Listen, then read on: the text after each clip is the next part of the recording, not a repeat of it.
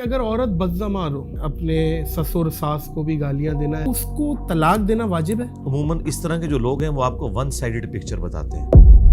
وہ جو ساس اور سسر اس بیوی کے ماں باپ کے بارے میں جو کچھ مغلظات بکتے ہیں، اس کا فیڈ بیک جب آپ کو ملے تو آپ کو پتا چلے گا کہ جواب اسی کا دیا جا رہا ہے.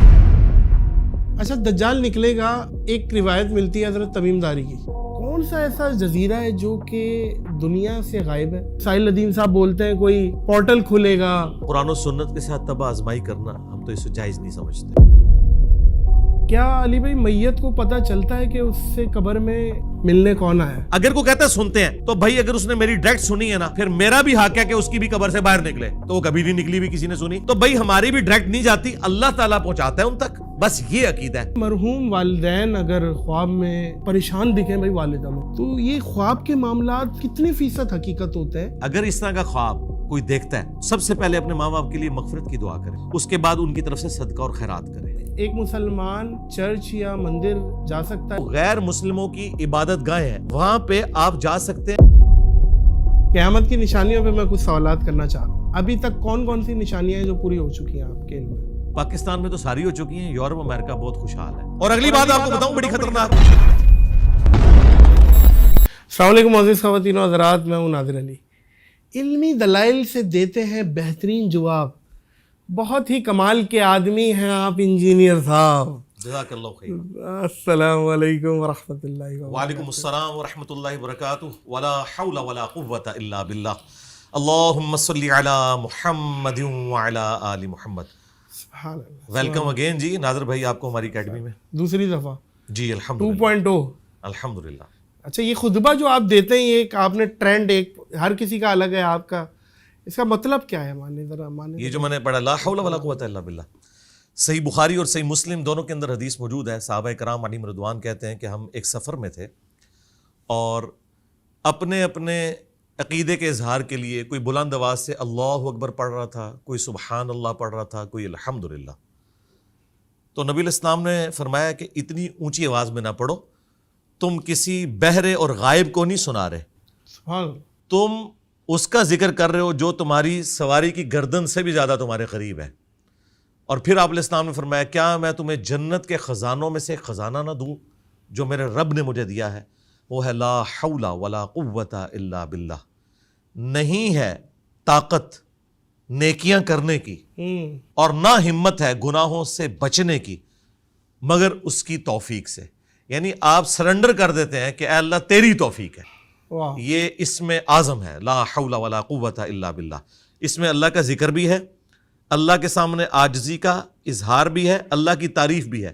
اور دوسرے نمبر پہ میں ساتھ پڑھتا ہوں اللہم صلی علی محمد وعلی آل محمد، درود شریف. کیونکہ جامعہ ترمذی میں حدیث ہے جو شخص اللہ کی حمد اور درود شریف کے ذریعے اللہ کی طرف متوجہ ہوتا ہے نا، اللہ تعالیٰ اسے محروم نہیں لوٹاتا. تو یہ دونوں کام میں یکجا کرتا ہوں. ماشاء اللہ، اللہ استقامت دے. آمین.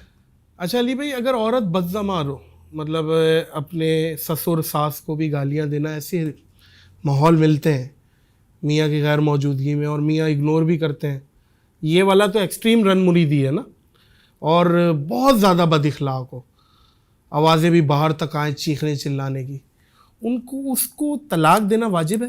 نہیں، کیوں طلاق دینی ہے میرے بھائی؟ نہیں آ رہی سمجھ اسے. ہاں جی، میں آپ کو یہ بتاؤں کہ عموماً اس طرح کے جو لوگ ہیں وہ آپ کو ون سائیڈڈ پکچر بتاتے ہیں. وہ جو ساس اور سسر اس بیوی کے ماں باپ کے بارے میں جو کچھ مغلظات بکتے ہیں، اس کا فیڈ بیک جب آپ کو ملے تو آپ کو پتا چلے گا کہ جواب اسی کا دیا جا رہا ہے. اور اگر وہ صحیح ہے ساس اور سسر ایسی سچویشن میں کہ جہاں پہ اللہ ون کرے سائیڈڈ ایسی بات ہو، ایسی بھی ہے، کیونکہ دونوں طرف ہے علی بھائی، دونوں طرف ہے. لیکن میں اس بات کو کلیئر کروں، بہت پڑھے لکھے بھی، جی میں آپ کو بتاتا ہوں، پڑھے لکھے بھی طوفان بدتمیزی جو ڈگری سمجھ کے وہ ان پڑھ جاہل بولتے ہیں کہ تمہیں کیا پتا جو ہمیں پتا ہے ہم نے. جی میں آپ کو پہلے بتاؤں، میں چونکہ اس معاشرے کا حصہ ہوں، میرے پاس فیڈ بیک آتی ہے اس حوالے سے. 80% سے زیادہ کیسز وہی ہیں جو میں آپ کو بتا رہا ہوں. یہ ابتدا جو ہے نا اس ساس اور سسر کی طرف سے ہوتی ہے کہ وہ لوگ اس کو زبانی کلامی تو بیٹی کہتے ہیں لیکن بیٹیوں والا درجہ نہیں دیتے. ٹھیک ہے، یہ تو ایک پوائنٹ آ گیا. جی نہیں، میں یہ پوری بات مکمل کروں گا، یہ پوری ڈاکٹرن ہے. جی.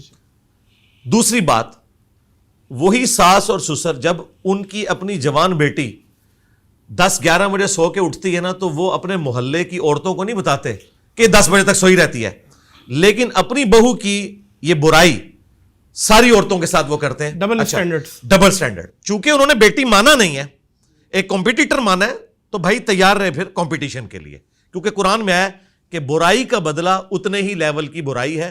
ہاں اگر تم معاف کر دو تو تمہارا اجر تمہارے رب کے حضور پکا ہو جائے گا, سورہ شورا میں آیا. اچھا یہ میں پہلو میں اس ترتیب کور کروں گا. اب میرا سوال جی میں ادھر آ رہا ہوں نا سرکار, چونکہ آپ نے سوال کیا نا تو میں تو ایک طرف کا وکیل تو نہیں بنوں گا, میں نے تو دونوں طرف کی بات کرنی ہے. اچھا برائی کا بدلہ اس کے لیول کی برائی ہے, معاف کر دیں گے تو اللہ تعالیٰ اجر دے گا. اب یہ جو آپ کیس بتا رہے ہیں ایکسٹرا آرڈنری قسم کا, کہ جہاں پر ساس سسر تو بڑا اچھا رویہ رکھے ہوئے ہیں لیکن کمزور ہیں بیچارے. جی اس بیوی کو کسی پاگل کتے نے کاٹ لیا ہے کہ بغیر کسی وجہ کے وہ گالیاں نکال رہی ہے. اول تو میری اپنی زندگی میں اس طرح کی کوئی ایگزامپل رپورٹ نہیں ہوئی. علی بھائی میں آگے بتاتا ہوں اور سرکار مجھے جواب دو. آپ کا میں نے سوال سمجھ لیا. میرا سوال تھا ہی بیسیکلی اسی پہ. یہ والا تو ایک پوائنٹ ہم نے بچپن سے سنا ہے, نہ وہ بھی نہیں سنا. والدین والا, اور بچپن سے ہم نے یہ سنا ہے کہ ماں باپ کہیں تو بیوی کو طلاق دے دو. بچپن سے آپ لوگوں نے یہ غلط بات سنی ہوئی ہے جس کا دین سے کوئی تعلق نہیں ہے. اس وقت صرف ایک بندہ ہے جس نے تھوڑی بہت آواز بلند کی, وہ مولانا طارق جمیل صاحب ہے حافظہ اللہ تعالی. لیکن انہوں نے بھی علمی دلائل کے ساتھ بات نہیں رکھی, اپنا پوائنٹ آف ویو رکھا ہے. لیکن میں قرآن و سنت کی روشنی میں یہ ساری چیزیں ڈیفینڈ کرنے کے لیے تیار ہوں کہ یہ جو آپ کو دین بتایا گیا نا, جس میں آپ کو ماں باپ ایک منی گاڈ بنا کے پیش کیے گئے ہیں اور بیوی کو ایک ولن بنا کے پیش کیا گیا, حالانکہ اسلام میں ساس سسر کا رشتہ ایگزسٹ ہی نہیں کرتا. کوئی ایک آیت, کوئی ایک حدیث بتائیں جس میں ساس سسر کے حوالے سے کوئی چیز موجود ہو. ہمیشہ ماں باپ کا ہے. اب اگلی بات, آپ نے اپنی بیوی سے اپنے ماں باپ کی اتنی ہی خدمت کروانی ہے جتنی خدمت آپ کی بیوی اپنے ماں باپ کی آپ سے کرواتی ہے. بس اسلام میں یہ تھا کہ میاں بیوی بچے یہ ریلیشن شپ ہے. جیسے ہی شادی ہوتی تھی اللہ کے خیمہ لگ جاتا تھا, وہ اپنی فیملی کو لے کے الگ ہو جاتا تھا. وہ جو خاوند ہے وہ آ کے ماں باپ کی خدمت کرے گا, یہ اس کے اوپر فرض ہے, اس کی بیوی کے اوپر فرض نہیں. وہ علیحدہ سے رہے. اس کا سلوشن میں آپ کو بتا رہا ہوں, گالی گلوچ کا طلاق نہیں حل. طلاق یہ ہے کہ اپنی بیوی کو لو, سائڈ پہ ہو جاؤ, اپنے ماں باپ کی خدمت تم کرو اور اپنے گھر کو بساؤ. ہاں یہ بالکل صحیح ہے یہ بات. اور اگلی بات آپ کو بتاؤں بڑی خطرناک, لیکن وہ ایک دل میں تو بات آئے گی علی بھائی کہ میرے ماں, جی میں بتاتا ہوں آپ کو, میں تو ایٹ لیسٹ گالیاں نہیں دیتا, میں تو برا بھلا نہیں کہتا, اور وہ میرے ماں باپ کے ساتھ اس طریقے کا رویہ رکھتی ہے. دل میں تو آتا ہے, کچھ لوگوں کے نہیں آتا. ہاں جی, بات یہ ہے کہ اگر وہ کر رہی ہے نا, یہ ایک وجہ نہیں جس کے اوپر طلاق دے دی جائے. مجھے بتائیے کیا کسی بیوی نے آج تک خاوند سے کھلا لیا اس بات کے اوپر کہ تو میرے ماں باپ کو گالیاں نکالتا ہے, مجھے جہیز نہ ملنے کے اوپر تانے دیتا ہے. وہ جاتی بھی ہے نا اپنے ماں باپ کے پاس تو اسے تسلی دی جاتی ہے کہ بیٹا صبر کرو. یہ صبر سارا عورتوں کے لیے ہے, مرد نے کوئی صبر نہیں کرنا. اچھا اور اگلی بات سنیں, وہ بیویاں جو پوری زندگی ساس سسر کی خدمت کرتی ہیں نا, ہمیشہ گالیاں کھاتی ہیں الا ماشاء اللہ. اور وہ بیویاں جو اپنے خاوندوں کو لے کر سائڈ پہ ہو جاتی ہیں, وہ ساس سسر بھی خوش رہتے ہیں ان سے, کیونکہ ان کے ساتھ انٹریکشن نہیں ہوتا, ان کی کوئی چیز سٹیک میں نہیں لگی ہوتی. یہ پریکٹیکل ریالٹی ہے. یہ جو آپ کیس بتا رہے ہیں نا, یہ کوئی ایک ایکسٹرا آرڈنری کیس ہے. ایک مسلمان چرچ یا مندر جا سکتا ہے اگرچہ اس کا کوئی دوست ہو, اور وہ دعوت دے کہ آپ ایک دفعہ آؤ اور دیکھنے کی نیت سے کہ بھئی کیا ہو رہا ہے, کیا کرتے ہیں, ان کی ٹریڈیشن کیا ہے. اس میں تو کوئی حرج نہیں ہے. میری اس کے اوپر ویڈیو بھی ریکارڈ ہے.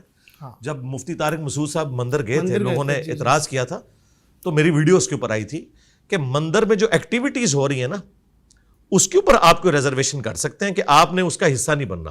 باقی اگر آپ عبرت حاصل کرنے کے لیے, تو قرآن میں جگہ جگہ آیا سیرو فی الارض, پھر ساتھ یہ بھی آیا کہ تم زمین میں گھوم پھر کے دیکھو, سیرو فی الارض, کہ کتنے ہی جو قلعے تھے وہ ویران ہو چکے ہیں, کتنے ہی کنویں تھے جو اس وقت خشک ہو چکے ہیں. اس سے تم نے عبرت حاصل کرنی ہے. اسی طریقے سے جو غیر مسلموں کی عبادت گاہیں ہیں, وہاں پہ آپ جا سکتے ہیں عبادت کرنے کے لیے نہیں ان کے طریقے پہ, بلکہ وہاں پہ آپ نالج کے طور پہ, اس میں کوئی حرج نہیں ہے. آپ دیکھیں آیا صوفیہ کھولا ہے نا ٹرکی والوں نے, جی ترکیے والوں نے, تو وہاں پہ جمعے کی نماز ہوتی ہے نا, جیزس کرائسٹ کی جو سامنے تصویر ہے نا, اس کے آگے وہ پردہ لٹکاتے ہیں. جی جی جی جی میں اور نماز پڑھتے ہیں. بالکل ٹھیک ہے, نماز پڑھ لی, اس کے بعد پردہ انہوں نے ہٹا دیا. ہاں نماز اس حالت میں نہیں ہوگی کہ سامنے آپ کی تصویر ہو, کیونکہ ظاہر ہے وہ تعظیم کی نیت سے تصویر بنی ہوئی ہے. تو وہ انہوں نے اس کو مینیج کیا. اس طرح کے کوئی معاملات ہوں نا وہ آپ ٹیلر میڈ کر سکتے ہیں. اور میں مسلمانوں سے بھی یہ کہوں گا اسپیشلی اس حوالے سے کہ تھوڑے آپ اتنے زیادہ کنزرویٹو نہ بن جائیں. دیکھیں جرمنی میں, یورپ میں, امریکہ میں جب کووڈ کے دن تھے اور سوشل ڈسٹینسنگ کی وجہ سے مسلمانوں کے پریئر ہال چھوٹے تھے, تو انہوں نے گرجوں کے دروازے کھولے, کئی لوگوں نے وضو خانے بنوائے, وہاں پہ ٹوائلٹس بنوائے, ملینز آف ڈالر لگائے کہ مسلمان جمعے کی نماز ادا کرے. آپ میں بھی یہ حوصلہ ہونا چاہیے کہ اگر کوئی کرسچنز یا جوز میں سے مسجد میں آنا چاہتا ہے تو آپ اسے اجازت دیں, کوئی مسئلہ نہیں. اچھا, اللہ تعالیٰ کے لیے لفظ تو کہنا, اچھا ہمارے معاشرے میں علی بھائی کسی کو تو تڑاک کریں, وہ تو تڑاک کر رہا ہے, تمیز نہیں ہے. اور خالق کو آپ, یہ ایک عام جو انسان ہے اس کے پیچھے کیا حکمت ہے کہ لفظ تو بولا جاتا ہے, اور اس میں کیا ہے؟ ہاں جی, اس میں حکمت یہ ہے کہ ہمارا سب سے بڑا مسئلہ اللہ اور اس کے رسول عز و جل و صلی اللہ علیہ وآلہ وسلم کے حوالے سے یہ ہے کہ ہم اس معاشرے میں پیدا ہوئے ہیں جہاں ہمیں عربی کا تعارف ہی نہیں ہے. اللہ کا شکر ہے کہ عربی اور انگریزی میں تو اور آپ کا فرق ہی کوئی نہیں ہے. اچھا, الحمدللہ, ٹھیک ہے.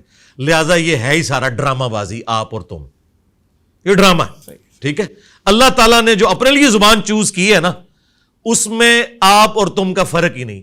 تم بھی تم ہوتا ہے, آپ کے لیے بھی تم ہی ہوگا. ٹھیک ہے, مانے جی, مانے اس کے وہی رہیں گے. لیکن آپ ذرا ایک سرکار اردو نا, جی جی ہم اردو اسلام کی نہیں بات کر رہے, ہم اسلام کی بات کر رہے ہیں. یہ مولانا مودودی رحمۃ اللہ علیہ نے بڑی پیاری بات کی تھی کہ سب کانٹیننٹ انڈیا, پاکستان, بنگلہ دیش کے مسلمانوں نے اسلام نہیں قبول کیا, اسلام نے انہیں قبول کر لیا ہوا ہے. انہوں نے نہیں اسلام قبول کیا, اسلام نے انہیں قبول کر لیا کہ ٹھیک ہے تم بھی بھیڑ بکری ہو, آ جاؤ, تمہیں ایکسیپٹنس دے دوں گا. انہوں نے ابھی تک اسلام نہیں قبول کیا کہ اسلام کے اندر یہ چیزیں تھیں. تو یہاں آ جائیں, تو اور تم میں اور آپ میں کوئی مسئلہ نہیں ہے, آپ یہ استعمال کر سکتے ہیں. اور یاد رکھیے گا تو شمع رسالت ہے. اعلیٰ حضرت نے کئی نعتوں میں تو اور تڑا, جو یہ تو تڑا ہی کہتے ہیں نا, استعمال کیا, کوئی فرق نہیں پڑتا بھائی. اللہ کے لیے استعمال کریں, پیغمبر کے لیے استعمال کریں. یہ مقصد آپ نے مطلب بتا دیا نا, اس کا معنی بتا دیا. اچھا, لیکن وہ مطلب عربی میں ہے, اردو میں یہ بدتمیزی ہے. ہاں, لیکن اردو کے اسلام کا اس اسلام سے کوئی تعلق نہیں جو مکہ مدینے سے نکلا تھا. یہ ان کا اسلام ہے, سیدھی سی بات. اردو کی کیا ہسٹری ہے بائی دی وے, کب سے؟ یہ تو دیکھیں فارسی, عربی, مین یہ دو زبانیں جن سے یہ ایوالو ہوئی ہے. اور اس میں ہم نے اپنے کچھ کرائٹیریا رکھ لیے ہوئے, خصوصاً لکھنؤ اور بریلی کی اردو میں ایک پروٹوکول رکھا ہے. اب آپ دیکھیں, اس سے بھی خطرناک چیز ہے, قرآن میں اللہ تعالیٰ نے اپنے آپ کو ہم کے سیغے سے بھی کہا ہے, انا نحن نزلنا الذکر وانا لہ لحافظون.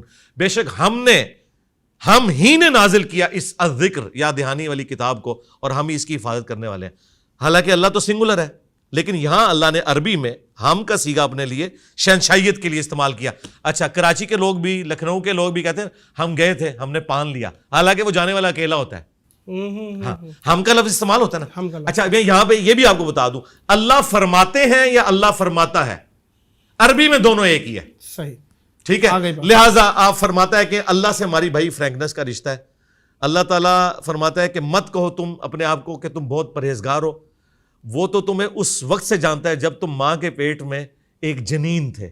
ٹھیک ہے, اپنے آپ کو پاکیزہ نہ کہا کرو. اللہ سے میرا فرینکنس کا رشتہ ہے. الذین یذکرون اللہ قیاما وقعودا وعلی جنوبہم, اٹھتے بیٹھتے کروٹوں پر لیٹے اللہ کو ہر حال میں ہم یاد کرتے ہیں. اللہ سے تو ہمارے جسم کا بھی پردہ نہیں ہے. قرآن میں آیا کہ جب تم اپنے لحاف میں اپنے آپ کو چھپائے رکھتے ہو نا, اللہ تعالیٰ اس وقت بھی تمہیں دیکھ رہا ہوتا ہے. اللہ سے تمہارا کوئی پردہ نہیں. لہٰذا اللہ سے فرینکنس کا رشتہ ہے, اور وہ فرینکنس کا رشتہ آپ سے ڈیولپ نہیں ہوتا, تم سے ہوتا ہے. کیا بات. ہاں بالکل. اچھا علی بھائی, میرا فیوریٹ ٹاپکوں میں سے ہے, قیامت کی نشانیوں پہ میں کچھ سوالات کرنا چاہ رہا ہوں. ابھی تک کون کون سی نشانیاں ہیں جو پوری ہو چکی ہیں آپ کے علم میں؟ میں اس کا جواب آپ کے سٹائل میں دیتا ہوں.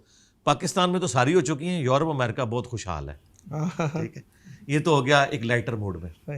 قیامت کی جو سب سے بڑی نشانی پوری ہوئی ہے نا, وہ نبی الاسلام کا دنیا میں آنا ہے.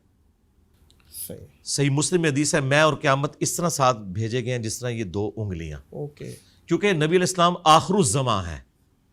خاتم النبیین ہے، آپ کے بعد اب کوئی پیغمبر نہیں آئے گا. سبحان اللہ. آپ دیکھیں ہزاروں لاکھوں سال کی ہسٹری میں آخری شخصیت ہے جن سے اللہ تعالیٰ نے کلام کیا ہے. تو اس کا مطلب ہے یہ کائنات اب کنکلوڈ ہو رہی ہے. اب یہ کنکلوڈ، بھئی لاکھوں سال کی کائنات کو کنکلوڈ ہونے میں بھی ہزاروں سال چاہیے نا. تو سب سے بڑی نشانی نبی الاسلام کی دنیا میں تشریف آوری. دوسری بڑی نشانی جو قرآن پاک میں سورۃ القمر کے سٹارٹ میں آئی اور بخاری مسلم میں حدیث ہے، وہ چاند کا 2 ٹکڑے ہونا. یہ وہ نشانی ہے جو پوری ہو چکی ہوئی ہے. ٹھیک ہے. اس میں بھی الفاظ ہیں، ہاں شق القمر ہو گیا، قریب آ گئی قیامت، اور چاند ہو گیا 2 ٹکڑے. ٹھیک ٹھیک ہے نا. یہ قیامت کی نشانیوں میں سے. باقی یہ جو قیامت کی نشانیاں جو ہمارے ماڈرن اسکالرس پوری کرنے کی کوشش کر رہے ہیں پچھلے 40-50 سال سے، اینڈ آف دی ٹائم کی سیریز چل ہاں رہی جی ہاں جی، ہیں. قرب قیامت کی جو نشانیاں صرف ہمیں بتائی گئی ہیں، ان کا پورا ہونے کا جو ایئر ہے وہ ہمیں نہیں بتایا گیا. ہمارے نزدیک جو بڑی بڑی نشانیاں پوری ہوئی ہیں وہ یہ ہیں. اس کے بعد پھر بخاری مسلم میں ہے کہ عرب کی سرزمین کے اندر جو بلڈنگز کا بننا، پتلی پتلی لمبی لمبی عمارتیں، یہ ہے. اچھا اچھا. پھر اس کے بعد عورت اپنی مالکن کو جنم دے گی. اب یہ لٹریچر کی زبان میں بات ہو رہی تھی کہ یعنی جو عورت اپنی مالکن کو، ہاں یعنی اس کے گھر نہیں، اس کے گھر جو بیٹی پیدا ہوگی نا، ایک معنی تو یہ ہے کہ اس کے گھر جو بیٹی پیدا ہو رہی ہے نا، وہ اپنی ماں کے ساتھ ویسا سلوک کرے گی جیسے ایک مالکن اپنی ملازمہ کے ساتھ کرتی ہے. اور یہ تو ہمیں پاکستان میں قیامت کی نشانی، بیٹیاں ماؤں کو ذلیل کریں گی، ذلیل کر رہی ہیں جی. لیکن اس کو اس انداز میں کہا گیا، ٹھیک ہے نا. لٹریچر کی زبان میں اسی طریقے سے بات ہوتی ہے، کیونکہ جب آپ بات کنوے کرتے ہیں پھر اسی طریقے سے. تو یہ نشانی پوری ہوئی ہے. باقی تو جو یہ نشانیاں جنگوں کے اعتبار سے ہیں، اس میں قیامت کی نشانیاں تو نہیں، لیکن نبی علیہ السلام نے اپنی وفات کے بعد جن جنگوں کی پریڈکشن کی تھی، چاہے وہ تاتاریوں کے ساتھ ہماری جنگیں ہوں، رومن اور پرشین امپائر، لیکن ان میں قیامت کی نشانی کا ذکر نہیں ہے. آپ نے بتایا تھا کہ میرے بعد ایسا ہوگا. قیامت کی جو نشانیاں پوری ہوئی ہیں نا بڑی بڑی، وہ تو یہی ہیں. باقی یہ جو ہر تیسرے چوتھے دن غزوہ ہند بنا کے بیٹھے ہوتے ہیں، بھائی غزوہ ہند ہونا ہے بالکل قرب قیامت میں. صحیح ہے. اس کا اس جہاد کے ساتھ کوئی لینا دینا نہیں ہے جو یہاں اتنے عرصے اس کا انڈیا پاکستان سے کوئی تعلق نہیں ہے. نہیں، کیا پتا اس وقت انڈیا پاکستان اس طریقے سے ایگزسٹ کرتے بھی ہیں کہ نہیں، کیونکہ اس میں الفاظ ہیں سنن نسائی میں کہ جب مسلمان ہند میں یہ معاملہ کریں گے نا تو پھر ندا دی جائے گی کہ دجال نکل چکا ہے. صحیح ہے. ٹھیک ہے. یہ دجال جب نکلے گا نا، یہ اس وقت غزوہ ہند ہونا ہے. یہ تو میرے بھائی ہمارے پرانے بزرگ بھی جو سومناتھ میں بھی حملے کرتے رہے، انہوں نے بھی غزوہ ہند بنایا ہوا تھا. اچھا، دجال نکلے گا. ایک روایت ملتی ہے حضرت تمیم داری کی، جی ہاں جی، کہ کشتی کے تھپیڑے، صحیح مسلم کی ہے کہ 1 مہینے بعد انہیں ایک ساحل پہ ان کی کشتی ٹکرائی. اس کے بعد جساسا والی حدیث، اور میں اندر جاؤ دجال جکڑا ہوا ہے. اچھا ایک بات بتائیں علی بھائی، آج کے دور میں 2023 میں موجود ہیں، سیٹلائٹ کا دور ہے اور ترقیوں کا دور ہے. کون سا ایسا جزیرہ ہے جو کہ دنیا سے غائب ہے؟ کیا وہ جزوی طور پہ حضرت تمیم داری کو دکھا دی گئی تھی؟ اللہ نے پردہ رکھا ہوا ہے کہ قرب قیامت وہ پردہ ہٹے گا، یا جیسے ساحل الدین صاحب بولتے ہیں کوئی پورٹل کھلے گا، اور وہ پورٹل کے تھرو ظاہر ہے بھائی یاجوج ماجوج کہاں ہیں؟ کہا جاتا ہے کہ کوئی زمین کا حصہ باقی نہیں رہے گا، اتنی لاشیں ہوں گی. تو وہ یاجوج ماجوج ایگزیکٹلی زمین پہ تو فزیکلی نظر نہیں آتے. تو یہ اس پہ آپ کی کیا مائنڈ سیٹ ہے؟ اس کی قرآن و سنت کے ساتھ تب آزمائی کرنا ہم تو اس کو جائز نہیں سمجھتے. صحیح. جتنا نالج ہمیں قرآن و سنت کی روشنی میں بتایا گیا ہے، ہم اس کے بعد اس پہ کلام نہیں کریں گے. ہم لاجیکلی آپ کو بتاتے ہیں. یہ اللہ تعالیٰ نے قرآن پاک میں بھی یاجوج اور ماجوج کے بارے میں فرمایا کہ اللہ تعالیٰ جب چاہے گا انہیں کھول دے گا. جب تک اللہ تعالیٰ نے نہیں کھولا ان کو، چاہے وہ اس پلانٹ ارتھ پہ بھی ایگزسٹ کرتے ہوں، پردے میں رہیں گے، کسی فزیکل انسٹرومنٹ کے ذریعے آپ اسے ڈیٹیکٹ نہیں کر سکتے. اچھا اس کے میں آپ کہیں گے اس کا ثبوت، میں آپ کو ثبوت دیتا ہوں. مجھے بتائیں، صحیح مسلم میں حدیث ہے کہ نبی علیہ السلام نے شب معراج بیت المقدس میں تمام انبیاء کی امامت فرمائی. باقی انبیاء تو برزخی طور پر آئے تھے، دنیا سے تو جا چکے تھے. ان کے بارے میں تو آپ کہہ سکتے ہیں کہ وہ فزیکل نہیں تھا، بلکہ ایک برزخی معاملہ تھا. خواب بھی نہیں تھا لیکن برزخی معاملہ تھا. نبی علیہ السلام تو اس دنیا میں سے گئے تھے نا بیت المقدس میں. سمجھ گیا. اچھا اب ایک شہر کے اندر 1.25 لاکھ بندہ اکٹھا ہو جائے اور وہ وہاں تو ہال چال مچ جانی چاہیے. یروشلم میں تو چند سینکڑوں کی آبادی تھی, 1.25 بندہ کہاں تھا اس مسجد میں؟ 1.25 بندہ آ سکتا تھا؟ مجھے بتائیں, آج بھی نہیں آتا. ہاں یہ موڈ ہے, برزخی موڈ ہے. اچھا ٹھیک ہے, اب یہ اللہ تعالیٰ کے پردے ہیں, خدا کے لیے انہیں فزیکل ان پردوں سے نہ کریں. اگر وہ اس طرح کی چیزیں کسی کو دکھائی گئی ہیں نا, جس طرح کہ صحیح مسلم میں آتا ہے کہ ایک صحابی کہتے ہیں کہ میں سورۃ الکہف کی تلاوت کر رہا تھا تو ایک صاحبان بالکل میرے قریب آیا, میرا گھوڑا بھی بدک گیا. نبی علیہ السلام کو جب بتایا تو کہا کہ فرشتے تھے. ٹھیک ہے, اب اس وقت ان کو ایک دفعہ ایکسپیرینس ہوا, ورنہ ہر بندہ تو اس طرح فرشتے نہیں دیکھتا, ایسے تو نہیں ہو سکتا. اسی طریقے سے صحیح مسلم میں حدیث ہے, عمران بن حسین ایک صحابی تھے, وہ فرشتوں کا سلام سنا کرتے تھے, دیکھا انہوں نے بھی نہیں. تو یہ اللہ تعالیٰ اس طرح کے معاملات کرتا ہے, یہ جزوی معاملات ہیں. یہ نہیں آپ کہیں گے کہ میں قبر کے اندر کیمرہ لگا لوں تو مجھے جو ہے وہ منکر نکیر نظر آئے, ایسا نہیں ہوگا. وہ اس فزیکل ورلڈ سے تعلق نہیں رکھتی. یہ علم غیب سے متعلقہ چیزیں ہیں, اور علم غیب کا جو معاملہ ہے یہ نبی علیہ السلام کے بتانے پر ہم نے اس پہ عقیدہ رکھا ہے. اللہ تعالیٰ اپنے پیغمبروں کو علم غیب دیتا ہے اور وہ اس کی خبر امت تک پہنچاتے ہیں. نبی علیہ السلام کو عذاب قبر دکھایا گیا. اور یہاں پہ میں ایڈ کر دوں ایک چیز, بخاری مسلم میں حدیث ہے, نبی علیہ السلام 2 قبر والوں کے پاس سے گزر رہے تھے, آپ رک گئے, آپ نے فرمایا ان دونوں کو عذاب ہو رہا ہے, ایک چگلی کھاتا تھا, ایک پیشاب کے چھینٹوں سے نہیں بچتا تھا. آپ نے ایک ٹہنی توڑی, اس پہ لگائی اور فرمایا کہ جب تک ہری رہیں گی ان کے عذاب میں تخفیف ہوگی, نبی علیہ السلام کی دعا کی برکت سے. اب مجھے بتائیں, صحابہ میں سے تو کسی کو نہیں نظر آیا. جو صحابہ نبی علیہ السلام کی صحبت میں رہتے تھے انہیں وہ عذاب قبر نظر نہیں آیا. اس سے بڑھ کر مسلم میں حدیث ہے, میں نے ارادہ کیا کہ اللہ تعالیٰ تمہیں یہ عذاب قبر سنوا دے, دکھا نہیں, لیکن میں نے ارادہ ترک کر دیا ورنہ تم اپنے مردے دفنانا چھوڑ دو گے. یار اگر ابو بکر, عمر, عثمان و علی کو عذاب قبر حضور کے ساتھ رہتے ہوئے نظر نہ آئے, علم غیب کا تعلق صرف پیغمبر تک ہے. بے شک بے شک. اچھا یہ بتائیے گا کہ جب دجال آ گیا, یاجوج ماجوج آ گئے, ساری چیزیں, اس زمانے میں ٹیکنالوجی اٹھ چکی ہے, ٹیکنالوجی کسی بھی طریقے سے ختم ہوئی ہے, تباہ ہوئی ہے. جو اٹامک بمز ہیں, گنز ہیں, جو بھی عام سب ختم ہو گیا. واپس ہم تلواروں پہ آ جائیں گے, یہ روایتیں ملتی ہیں کہ واپس تلواروں پہ. دیکھیں احادیث کے الفاظ سے یوں لگتا ہے کہ جیسے ان کے ٹیکنالوجی ختم ہو جائے گی, جو ہے وہ آپ 7 سال تک مسلمان جلائیں گے. مے بی ایسا ہو, مے ناٹ بی. اگرچہ 2 ملک ایٹم بم مار دیں دنیا میں, ٹیکنالوجی ختم. دیکھیں نہیں اتنی جلدی سیٹلائٹ ختم, یہ ختم. سرکار یہ باتیں وہ لوگ کرتے ہیں جنہیں سائنس کا علم نہیں ہے. جی جی آپ ٹھیک ہے نا, اس طرح نہیں ہوتا کہ ایٹم بم سے دنیا ختم ہو جائے گی. اس کے لیے بہت زیادہ اٹامک بم چاہیے, چند ایٹم بم سے دنیا نہیں ختم ہوگی. اچھا. اور جو لوگ کہتے ہیں ٹیکنالوجی ختم ہو جائے گی, یہ ان کی کیا اثر آئی ہے, may be may not be. اس کی وجہ یہ کہ آپ دیکھیں ہمارے پاس تو اس کے اپوزٹ دلائل بھی موجود ہیں. مثلاً صحیح مسلم میں حدیث ہے, نبی علیہ السلام نے فرمایا کہ قرب قیامت میں جب دجال آئے گا نا تو پہلا دن 1 سال کا ہوگا, دوسرا 1 مہینے کا, تیسرا 1 ہفتے کا, اور چوتھا نارمل, اور پھر نارمل دن شروع ہو جائیں گے. صحابہ کرام نے کہا جب 1 سال کا 1 دن ہوگا تو ہم نمازوں کا کیا کریں گے؟ آپ نے فرمایا تم اندازہ مقرر کر لینا. اب مجھے بتائیں گھڑی بننے سے پہلے کیا کوئی 1 سال کی نمازوں کا اندازہ مقرر کر سکتا تھا؟ لیکن آج گھڑی کی برکت سے ہم 24 گھنٹے کا دن رات کرتے ہیں, سورج افق کے الانگ یوں چلتا ہے, آپ عشاء کی نماز پڑھ رہے ہوتے ہیں. ٹھیک ہے, تو بات یہ ہے کہ اس طرح کے ورڈکٹس دینا کہ یہ ہو جائے گا وہ ہو جائے گا, بھائی جب تک ہوتا نہیں ہے ہم کوئی رائے نہیں قائم کر سکتے. اور میں آپ کو ایک اور بات بتاؤں, جو صحیح مسلم میں قتل دجال والی حدیث ہے اس میں الفاظ ہیں کہ حضرت عیسیٰ ابن مریم کے سانس سے وہ پگھلے گا, اور عیسیٰ ابن مریم مقام لد پہ اسے قتل کریں گے. مقام لد پہ 60s میں آ کے اسرائیل نے انٹرنیشنل ایئرپورٹ بنایا, اور لوگ حیران تھے کہ یہاں پہ آ کے اس گاؤں میں بنایا, اس سے پہلے نہیں ایگزسٹ کرتا تھا. وہی ایگزیکٹلی جی عین ممکن ہے کہ وہ اپنے چارٹر طیارے میں بھاگنے کی کوشش کرے اور عیسیٰ ابن مریم اس پہ میزائل مارے, جس کو نبی علیہ السلام نے تیر سے تشبیہ دی ہے, کیونکہ پھینکے ہوئے ہتھیار ہے نا.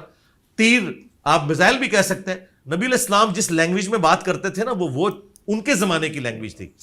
آج کے زمانے میں اس کو ٹرانسلیٹ کرنے کے لیے نبی علیہ السلام نے اسی زمانے کی لینگویج کو استعمال کرنا ہے. آپ آج کے زمانے کی لینگویج نہیں یوز کر سکتے تھے, ورنہ آپ کی جو بیست خاصہ تھی جن لوگوں کی طرف, انہیں تو وہ کمیونیکیشن گیپ تھا. وہ نہیں سمجھ. یہ جو لوگ اعتراض کرتے ہیں نا جی قرآن کی جو لینگویج, بھی قرآن اس لینگویج میں بات کرے گا جو اس زمانے کی لینگویج تھی, اس کو ہم نے انٹرپریٹیشن اس کی کرنی ہے. جیسے سورۃ الانفال میں ہے کہ پلے ہوئے گھوڑے تیار رکھو جہاد کے لیے. اب مجھے بتاؤ کہ اس سے کیا ہم یہ رزلٹ نہیں نکالیں گے کہ ہم نے جدید اسلحہ تیار رکھنا ہے؟ اچھا، سورۃ الانفال میں اللہ تعالیٰ نے فرمایا کہ پلے ہوئے گھوڑے تیار رکھو جہاد اور قتال کے لیے. تو اس کو آج کے دور میں آپ یہ ٹرانسلیٹ کریں گے کہ آپ نے جدید اسلحہ تیار رکھنا ہے. اب اس زمانے میں تو یہی لینگویج تھی. بخاری مسلم میں حدیث ہے، آگاہ ہو جاؤ طاقت پھینکے ہوئے ہتھیاروں میں ہے، آگاہ ہو جاؤ طاقت پھینکے ہوئے ہتھیاروں میں ہے. تو سرکار منگولوں نے اتنی بڑی امپائر پھینکے ہوئے ہتھیاروں سے کی ہے. وہ تیر انہوں نے ڈیزائن کیے تھے. یہ تیر کے جو ماڈرن ڈیزائن ہے نا، یہ انہوں نے کیے تھے جو ٹیڑھے نہیں ہوتے تھے. اس کے پیچھے آپ نے دیکھا انہوں نے ونگز لگائے ہوتے ہیں، اس کی وجہ سے وہ ادھر ادھر نہیں جاتے. اور آج میزائل ٹیکنالوجی پھینکے ہوئے ہتھیار ہے. آج آپ کے پاس میزائل نہ ہو، آپ کا ایٹم بم کسی کام کا نہیں ہے. آپ جہازوں کے ذریعے ایٹم بم نہیں پھینک سکتے. جہاز ٹارگٹ ہو سکتے ہیں کیونکہ ان کی سپیڈ اتنی نہیں ہوتی ہے جتنی سپیڈ میزائلوں کی ہے. لہٰذا نبی علیہ السلام کی بات آج بھی ویلڈ ہے کہ طاقت پھینکے ہوئے ہتھیاروں میں. سبحان اللہ، الحمدللہ. سبحان اللہ. اچھا، میدان محشر کس ملک میں لگے گی؟ عرفات بھی کہا جاتا ہے مکہ میں، اور شام میں بھی غالباً ایک جگہ ہے، عرفات اسے بھی کہتے ہیں. ایگزیکٹلی کیا ہے جو مکہ کا عرفات ہے وہ بڑی کی جائے گی جگہ کو، وہی جگہ ہے یا کوئی اور کیا ہے؟ قرآن پاک میں اللہ تعالیٰ نے فرمایا کہ قیامت والے دن ہم اس زمین کو ایک دوسری زمین سے بدل دیں گے. اچھا، ہاں، مراد یہ کہ اس کی حالت بدل جائے گی اور یہ بالکل فلیٹ ہو جائے گی. بھائی جب یہ زمین بالکل فلیٹ ہو جائے گی، فلیٹ یہ وہ والی نہیں جو بالکل آپ جس کو عام زبان میں فلیٹ کہتے ہیں، مراد یہ کہ یہ پہاڑ روئی کی طرح اڑ جائیں گے، سمندروں کے پانی ایویپوریٹ ہو جائیں گے، ایک چٹیل میدان ہی سارے کا سارا بن جائے گا، پورے کا پورا سفیر. اس میں میرے بھائی خواہ عرفات میں ہو یا شام میں ہو، پورے کا پورا میدان ایک ہی ہے. جہلم بھی میدان ہوگا، کراچی بھی میدان ہوگا اور عرفات بھی میدان ہوگا. صرف عرفات کے اندر تو پوری انسانیت نہیں آ سکتی، ظاہر ہے انسانی ہسٹری میں. ہاں، اس کو ایک مرضی پوائنٹ کے طور پہ بتایا گیا، باقی ظاہر ہے یہ پوری زمین ہے. اچھا علی بھائی، حضرت عیسیٰ علیہ نبی کو زندہ اٹھانے کے پیچھے حکمت جو سمجھ میں آتی ہے آپ کے نزدیک، آپ کو کیا لگتی ہے؟ زندہ اٹھایا گیا، اب دیکھیں حضرت عیسیٰ اب بھی آئیں گے اور دجال جیسی پاور جس سے کوئی مقابلہ نہیں کر سکتا وہ پگھلے گا، اور حضرت عیسیٰ اتنے پاورفل ہیں.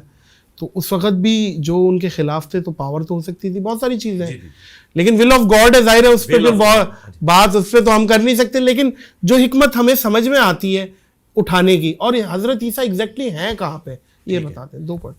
پہلی بات تو یہ کہ عیسیٰ ابن مریم کا اٹھایا جانا اس سے زیادہ حیران کن چیز ان کی معجزانہ پیدائش ہے. صحیح ہے، بالکل ٹھیک ہے. نبی الاسلام بھی آسمانوں سے سیر کر کے آئے ہیں، بالکل ٹھیک ہے، ٹھیک ہے، بغیر باپ. ہاں، عیسیٰ ابن مریم تو گئے ہیں اور ابھی تک وہ 5ویں آسمان کے اوپر ہیں. نبی علیہ السلام تو سارے آسمانوں سے ہو کے، جنت سے ہو کے زمین پہ واپس بھی آ گئے، اور آپ صلی اللہ علیہ وآلہ وسلم نے اپنی دعوت حق کو آگے پھیلایا.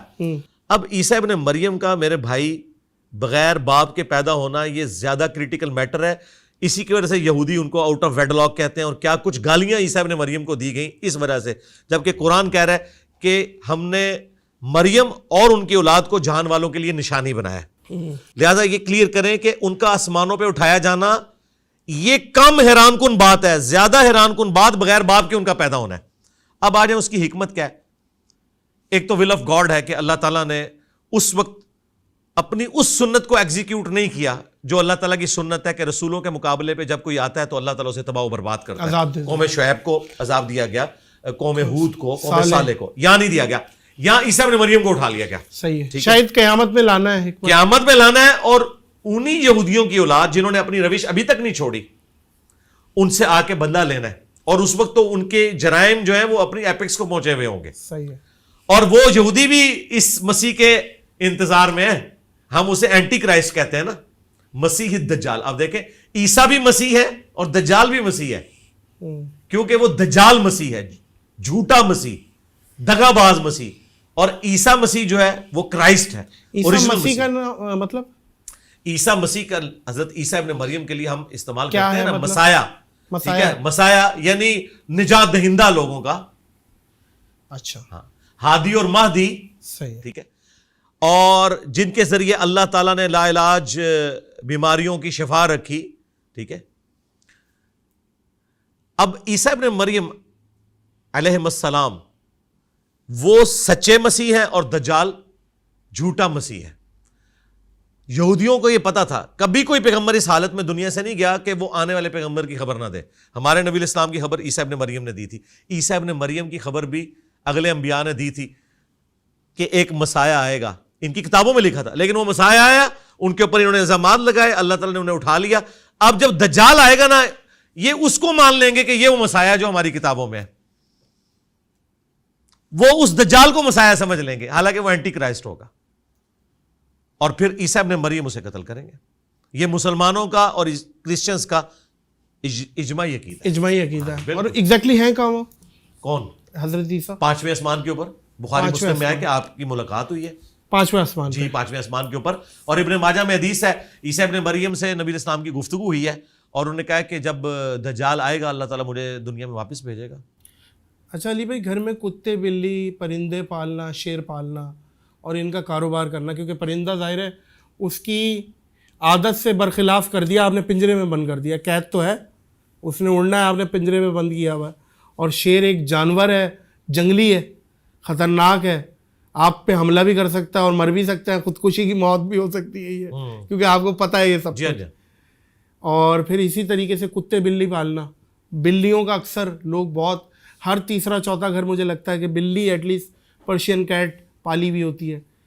اس پہ ان کو پالنا اور ان کا بزنس کیسا ہے؟ بلی پالنا ہے نا, یہ تو بالکل درست ہے, اس کے اوپر کسی کا بھی کوئی اختلاف نہیں ہے, بلکہ صحیح مسلم میں حدیث ہے کہ یہ بلی چونکہ اکثر تمہارے گھر آتی جاتی ہے, اس کا تھوک بھی پاک ہے. اچھا, بلی اگر آپ کے کھانے پینے کی چیز میں یا برتن میں منہ مار دے تو وہ پاک ہے, یہ صحیح مسلم کے اندر حدیث موجود ہے. اچھا, اب رہ گیا کتا, اس کا تو تھوک ناپاک ہے, وہ تو بخاری مسلم میں آیا کہ آپ نے 7 دفعہ برتن کو دھونا ہے.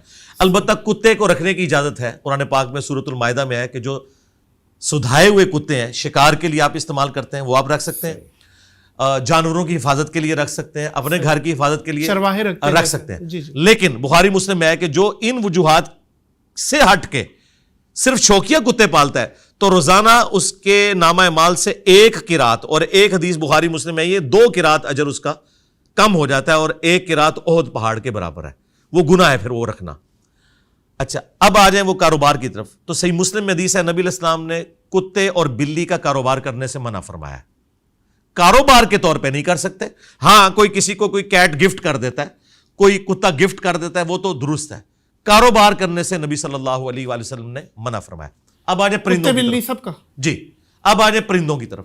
دیکھیں, جو پرندے سائنٹیفکلی یہ چیز ثابت ہو کہ وہ آزاد ماحول کے عادی ہیں اور انہیں قید کرنے سے وہ مر جائیں گے, وہ پرندے پالنا حرام ہوگا. مثلا جو بھی ہوں گے, ابھی اس وقت جو ہمارے علم میں ہے نا, تو وہ نہیں مرتے. یہ پہاڑی طوطا ہو گیا, جی جی, یہ بہت ڈیمانڈ ہے. نہیں مرتے, وہ نہیں مرتے. میں آپ کو بتاتا ہوں, اب مثال کے طور پہ, یہ جو آپ کو پتا ہے پچھلے دنوں مودی نے بھی وہ 12 لیپرڈز خریدے تھے, بلکہ چیتاز لیے ہیں افریقہ سے, وہ پوری ایک کمپین چلائی, وہ مر گئے, ان میں سے تقریباً آدھے مر چکے ہیں. اور ایک چیتا جو ہے نا, اسے تقریباً 10 کلومیٹر کا ایریا چاہیے سروائیو کرنے کے لیے, اس سے بھی کام ہوگا تو مر جائے گا. تو اس طرح کی چیز آپ پنجرے میں نہیں پال سکتے. اچھا, شیر کے بارے میں ہمارا ایکسپیرینس ہے کہ اسے آپ پنجرے میں رکھیں, اس کو کوئی فرق نہیں پڑتا, اس کو آپ گوشت کھلاتے رہیں, وہ زندہ رہتا ہے, اس کی زندگی میں کوئی فرق نہیں پڑتا. شیر آپ ٹھیک ہے پنجرے میں اگر شوقیہ پالنا چاہتے ہیں, لیکن وہ تمام پریکاشنز جو ہیں, یہ نہ ہو جس طرح یہ اگلے دن وہ ایک شیر کسی سے چھڑوا کے رسی یا اس کی وہ زنجیر نکل گیا اور وہ خطرہ بن گیا. حالانکہ پاکستان میں قانون بنا ہے کہ آپ نے شیر کو اگر علاج کے لیے بھی موو کرنا ہے نا, تو پورے پروٹوکول کے اندر وہ ہوگا, سیکیورٹی سارے میئرز لیے جائیں گے. تو وہ جانور جو قید کرنے سے مر سکتے ہیں اور وہ آزاد ہی رہنا چاہتے ہیں, باقی تو آپ ہر جانور کو اب میں آپ کو بتاؤں, گائے جو ہے جو آپ پالتے ہیں یہ بھی آزاد پھرتی ہیں, مرغے بھی ہیں جنگلوں کے اندر رہ رہے ہیں, تو آپ ان کو حرام کہتے ہیں کہ نہیں. وہ صرف جانور حرام ہوگا جو واقعی پالنے سے مر سکتا ہے. اور اگر آپ اس کی خوراک پوری کر رہے ہیں, مثلا طوطے ہیں, یہ بھی آزاد ہیں, لیکن طوطے ہم نے دیکھے لوگوں کے پاس, لوگوں کے بوڑھے مر جاتے ہیں, طوطے پھر بھی زندہ رہتے ہیں. اتنی لمبی لمبی عمروں کے طوطے لوگوں نے پالے ہوئے ہیں, ٹھیک ہے, تو طوطے بھی آپ پالیں, کوئی مسئلہ نہیں ہے. البتہ یہ حدیث یاد رکھیں, بخاری مسلم دونوں میں حدیث ہے, ایک نیک عورت تھی, اس نے ایک بلی کو قید کر دیا اور وہ کھانا پینا اس کا چھوٹ گیا, وہ مر گئی. نبی الاسلام نے فرمایا وہ جہنم میں ہے, ایک صرف بلی کے قتل کی وجہ سے. یہ آپ نے ذہن میں رکھنا ہے, جب آپ نے پالنا ہے پھر ذمہ داری کرنی ہے. یہ جن لوگوں نے بھینسیں پالی ہوئی ہیں نا, آپ ان سے پوچھیں, وہ کہتے ہیں ہمارے گھر میں میت ہو جائے نا, میت کو ہم سائڈ پہ رکھتے ہیں, پہلے بھینس کا دودھ دھوتے ہیں, اس لیے کہ بھینس تو مر جائے گی بیچاری چیخ چیخ کے. ان کے گھر میں میت بھی رکھی ہوئی ہو نا, وہ اس سے عہدہ برا نہیں ہو سکتے. اچھا جی ظاہر ہے, کیا کریں گے, بھینس تو دودھ دے گی. اچھا علی بھائی, مرحوم والدین اگر خواب میں اچھی حالت میں نہ آئیں, مطلب پریشان, بھائی خواب میں پریشان دکھیں بھائی والدہ میں, مطلب عذاب ہو رہا ہے, کوئی بخشواؤ بھائی, کوئی ہے ایسا معاملہ, تو یہ خواب کے معاملات کتنی فیصد حقیقت ہوتے ہیں کہ اب ہر کسی کے خواب میں آ رہے ہیں؟ وہ خواب کی تعبیر کی کتابیں تو گھر پہ ہیں نہیں کہ وہی وہ نکالیں وہاں سے, تو کیا ہے اس کا معاملہ؟ خواب میں دیکھ لیا بھائی پریشان ہے, بھائی وہ میت پہ عذاب ہو رہا ہے, may be may not be, اس کی وجہ یہ ہے کہ بخاری مسلم میں حدیث ہے کہ خواب 3 قسم کے ہیں, اللہ کی طرف سے, شیطان کی طرف سے, اور نفس کی طرف سے بھی ہو سکتا ہے کہ آپ نے کوئی چیز سوچی اور وہ آپ کو نظر آ گئی. لیکن بخاری مسلم میں حدیث ہے جب برا خواب دیکھو نا تو بائیں طرف 3 دفعہ تھوک دو, یعنی فزیکلی نہیں تھوکنا, صرف اپنے منہ کے ذریعے. برا خواب دیکھو تو برا خواب دیکھو. اچھا اب یہ جو اس قسم کے, اعوذ باللہ من الشیطان الرجیم پڑھ لیں. اچھا اب اس قسم کے جو خواب ہے نا, ان میں اسٹریٹ اوے اگر اس طرح کا خواب کوئی دیکھتا ہے, سب سے پہلے اپنے ماں باپ کے لیے مغفرت کی دعا کرے, صحیح, اس کے بعد ان کی طرف سے صدقہ اور خیرات کرے. صحیح, یہ بہت ضروری ہے, یہ حق ہے ماں باپ کیا, تمام مسلمانوں کا.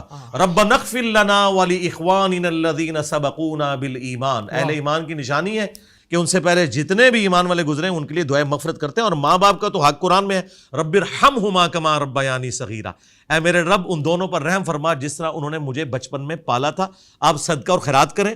سنن ابن ماجہ میں حدیث ہے, ایک شخص کا مرنے کے بعد جنت میں ایک درجہ بلند ہوتا ہے, پوچھتا ہے یا اللہ یہ تو میرا عمل نہیں تھا, اللہ تعالیٰ فرماتا ہے تیرے بیٹے نے دنیا میں تیرے لیے استغفار کیا, اس کی برکت سے میں نے یہ تیرا مرتبہ بلند کیا. یہ بالکل صحیح سند کے ساتھ حدیث موجود ہے.